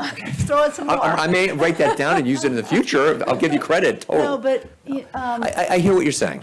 I hear what you're saying, and if I can, I'd like just to address the size of what's proposed of the homes, the aesthetics of what's proposed, and I do feel that on the lot sizes that are proposed, that these we're not pushing the limits within the boundary of the single acres, and I get what you're saying. Change is difficult sometimes. I agree. I hear you. And I think that what I would like to hear also, not just from what you're saying, but when it comes to public comment, or even before then, I would love to hear from the neighbors. Okay, let's say it is going to be 3. Let's just say it's going to be 3. What would you like to see? What would improve the experience aesthetically for you so that we can all be? well, can we as a board actually ask for an alternative and say, show us 2? Show us 2, see what would 2 look like? Show us something beautiful. What would suit your gorgeous bottom line, whatever you'd need to do for 2? Bells and whistles, 3-car garage, you know, something that's, you know, because you can go, if I'm asking you to do that, do it. I mean, you know, it'll be huge. And maybe the neighbors need to see that too, to realize, you know, 2 might not be what you wish for. I mean, you don't know until you see it. Because the scale of houses today is just a whole nother. Well, as we And I know, can't- our market up here in Westchester has completely gone it's hyperactive, So, I yes, mean, I hear you. I would love to see, before we go too far down this path, I would love to see a 2, and then let's decide. So we're going to declare ourselves a secret lead agency. So asking for, for an alternative, I think, is within our. In your role Role, as yeah. lead agent, you can ask for All right, alternatives. so let's determine ourselves lead agent, so that I can So ask. I assume that's a motion. Thank you very much. Yes, I'm motioning. We have a second? I'm just kidding. You have a second? I'll second. Okay, all those in favor? Aye. And then we'll begin the reviews, right? So no public hearing yet? I appreciate your Okay. good nature about my, my being so adamant about He- this. here- But I really, this is talking about, this isn't change. As I said, this is changing the character of that street forever, because you can't do this to every other lot when they decide to sell and somebody tears that down. They're all on 1.5, so it's one home forever on each of those lots. And you serving as a member of the planning board, this is exactly why you're here. This is your role. So I respect that, and it's something that we will explore diligently and not But I just as a formality. I mean, Show, and for people who are concerned about 2 homes, show them, because it, And I don't mean to turn my back on the Yeah. plan, but I encourage anybody who's here on this application this evening, reach out to us, because the dialogue only makes for a better We're going to make product. comment in a few. Okay, that's fine, that's fine. I mean, No, tonight you're not. not tonight, it's, come back next. Well, there's a public hearing. My comments were misrepresented by attorney for the applicant, so when will we have a chance to? So there'll be a public hearing at some point on this. Okay. Appreciate the board's. We want to push that. We want to make sure that that's. I know. But my client, who's present, again, to my right, you can't see him because he's behind the plans. We would love to have public comments, obviously, as soon as practical, and as soon as possible. And again, I do believe that the communication, even in advance of that, would be greatly better. I don't know if they're. So Andrew, the lobby's open after the meeting, so feel free. Yeah. Actually, we're going to go carve out. I'm just kidding. No, but. I don't think so. I have to make a request to have it open extra hours. But no, I do think that we'll end up with a better product at the end for all involved. Yeah, of course, So that's what we always do. But- It's always better. Yeah, can we potentially schedule a public hearing for So we wouldn't schedule a public hearing unless we had a plan. If you've got an alternative that might be preferable, that might be the public hearing we would schedule. How much time do we have for the May 24th? So we don't have, right. I like that. So the May 24th Survey meeting has says? 14 items on it already, so you're June 28th at best, and we're not looking like it's June 28th either, so it's probably going to be July. Can I ask a question, just so I understood? You said, how big are these houses you're planning? These houses, the houses that we're showing, were footprint square footage wise, the existing houses are 4,300 square And foot. do they have wide. basements? I'm assuming these aren't designed yet. Okay. These aren't, we just have footprints, an you're idea just- of what is can it- come. So you guys can do this outside. Hang on, I just do want to hear that, though. You said the existing on the plan are 4,300. The existing house is 4346 footprint. Perfect. And have we decided you are going to show us an Yes. option? Okay. Yes. So everybody remember 4,300 square feet, because the others And will be that's- bigger. Yeah, and these Okay. lots, I can tell you right now, these are half the size just for R1 about. I know. I'm just giving I you a know. heads up. Of what the setback I could be. really appreciate this. I So that actually. appreciate that point, and I So actually, that would be applaud a good point you just brought up, Dan. These are undersized Yes. on R1. Yes. Even if they were 3, do the 2, but do what you could build as of right to show the sizes too, because I think that would be Okay, wait, helpful. so just so we, Andrew, so you're also, we'll go into. Build 4,500 square foot homes, there's no homes today. They just don't, not in Harrison. These are actually. I'm a real estate agent, and I'm telling you, they don't build 4,500 square foot homes on 1 acre. So we're Not going. in this area, You'll have your opportunity to speak at the public hearing. I know. Thank you. Understood. So what? Yes, but if you are up here telling us and representing them as being undersized, that is what you'll be holden to build. Understood. So be careful. See, that's exactly what I That's going to wanted. be it would be written into our approval. That's what I wanted to clarify. So what you're seeing this evening is what's proposed. Right. What we're also going to provide. As alternatives. Alternatives, we're going to provide a 2-lot. Thank you. And then we're also going to show on this, as is, what we could do without. Great, and talk to the neighbors and come back in July. And also, I believe, was it Chair Stout or Ms. Morano, with the 200, you want also the 150, 200 years? More, yeah, Okay, more we wanna flood make sure zones, we have it all. Something over the 100-year. Understood. Yes. Okay. Question? Sure. Did the developer or the proponent look at entering the property from purchase? So we just declared ourselves the lead agency for the environmental review, and so that'll be studied as part of the environmental review, traffic and some of the other, and flooding and some of the other issues that go along with that. That's part of the secret review. Okay, thank you. No problem. I just have one question. Whatever it's, if they come back with 2, are those being subdivided and then sold to whoever wants to buy them? So potentially different developers, not held to these plans that we're looking at all? I don't, Have to then be reviewed? that's not part of this plan. I don't know how that works. Pat, you want to? So we have no control over whether a developer sells the lots or builds the homes? But That's a- whatever we approve, riding must with be the built. approval has to go with to the Right. next. Take that down, will you? Pat, take that down. Take the poster Take down. the poster down. Thank you. May I ask another question? Sure. Would the board be willing to come down, or any members of the board be willing to come down? Nope. And see, purchase? I was there yesterday, 2 days ago. I drive by there all the time. I mean, this is a site that we would, often we would make a plan to go out there as a group. This is so accessible, and the plans are so clear, we'll all go by there more than once, for sure. It's, I brought some pictures of it, just. no, we know, I know. I mean, I can see it perfectly in my head right now. And the water that exists on it. Yeah. One thing that they haven't talked at all about is the water flow into that property. I live directly across Purchase Street, 472 Purchase Street, Mary Sykes, the back of the existing house.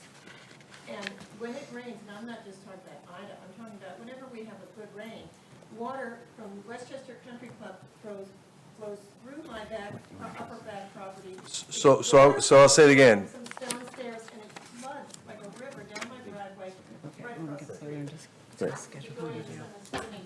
So we just declared ourselves the lead agency for the environmental review, and that's, those are the things that they'll have to prove that they can mitigate those kinds of issues. By state law and the town code, they have to keep the water on their property for a certain amount of time before it gets released. And they are, for most purposes, within their rights to do what this, they right. plan. So they're being terrific and even coming up with an alternative, a potential alternative to look at. So, things like the water and all of that, we can help make sure it's done to the best possible standards, but they can build there. And Something's it's gonna be important that built. you understand that they have the right to do They have the right this to build. under the town code. Right. We can't exceed the town code, so. And we just want to be treated fairly Yeah. and that our Sure. homes and the safety. Screening, we'll look at screening, landscape design. Adjourn those comments regarding the safety of the street, but it's a legitimate concern, it's not hyperbole, and we deserve to be discussed as a community. And I didn't appreciate the way you addressed excerpts from my particular letter. Not very nice.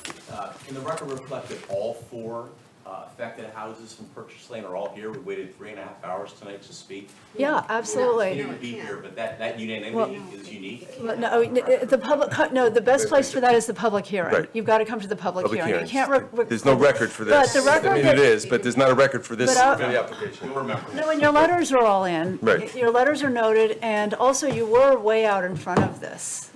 I mean, you did. Because of the advocacy of ourselves. Also, maybe this isn't the place. This doesn't, it's not part of the record. This isn't part of the record. None of this is part of the record. It's not. Okay, There's no official record of this. No, we're just saying, he wants to chat with us. We just put the signs up and that was it, so. Okay, we're going to close the meeting. I make a have to- motion yes, that we we have to do adjourn this in an the- organized fashion. Second. Okay, All those in favor? in favor. Thank you. Motion, I did, Vote yes. away. Thank you. Thanks. Have a good night, everybody.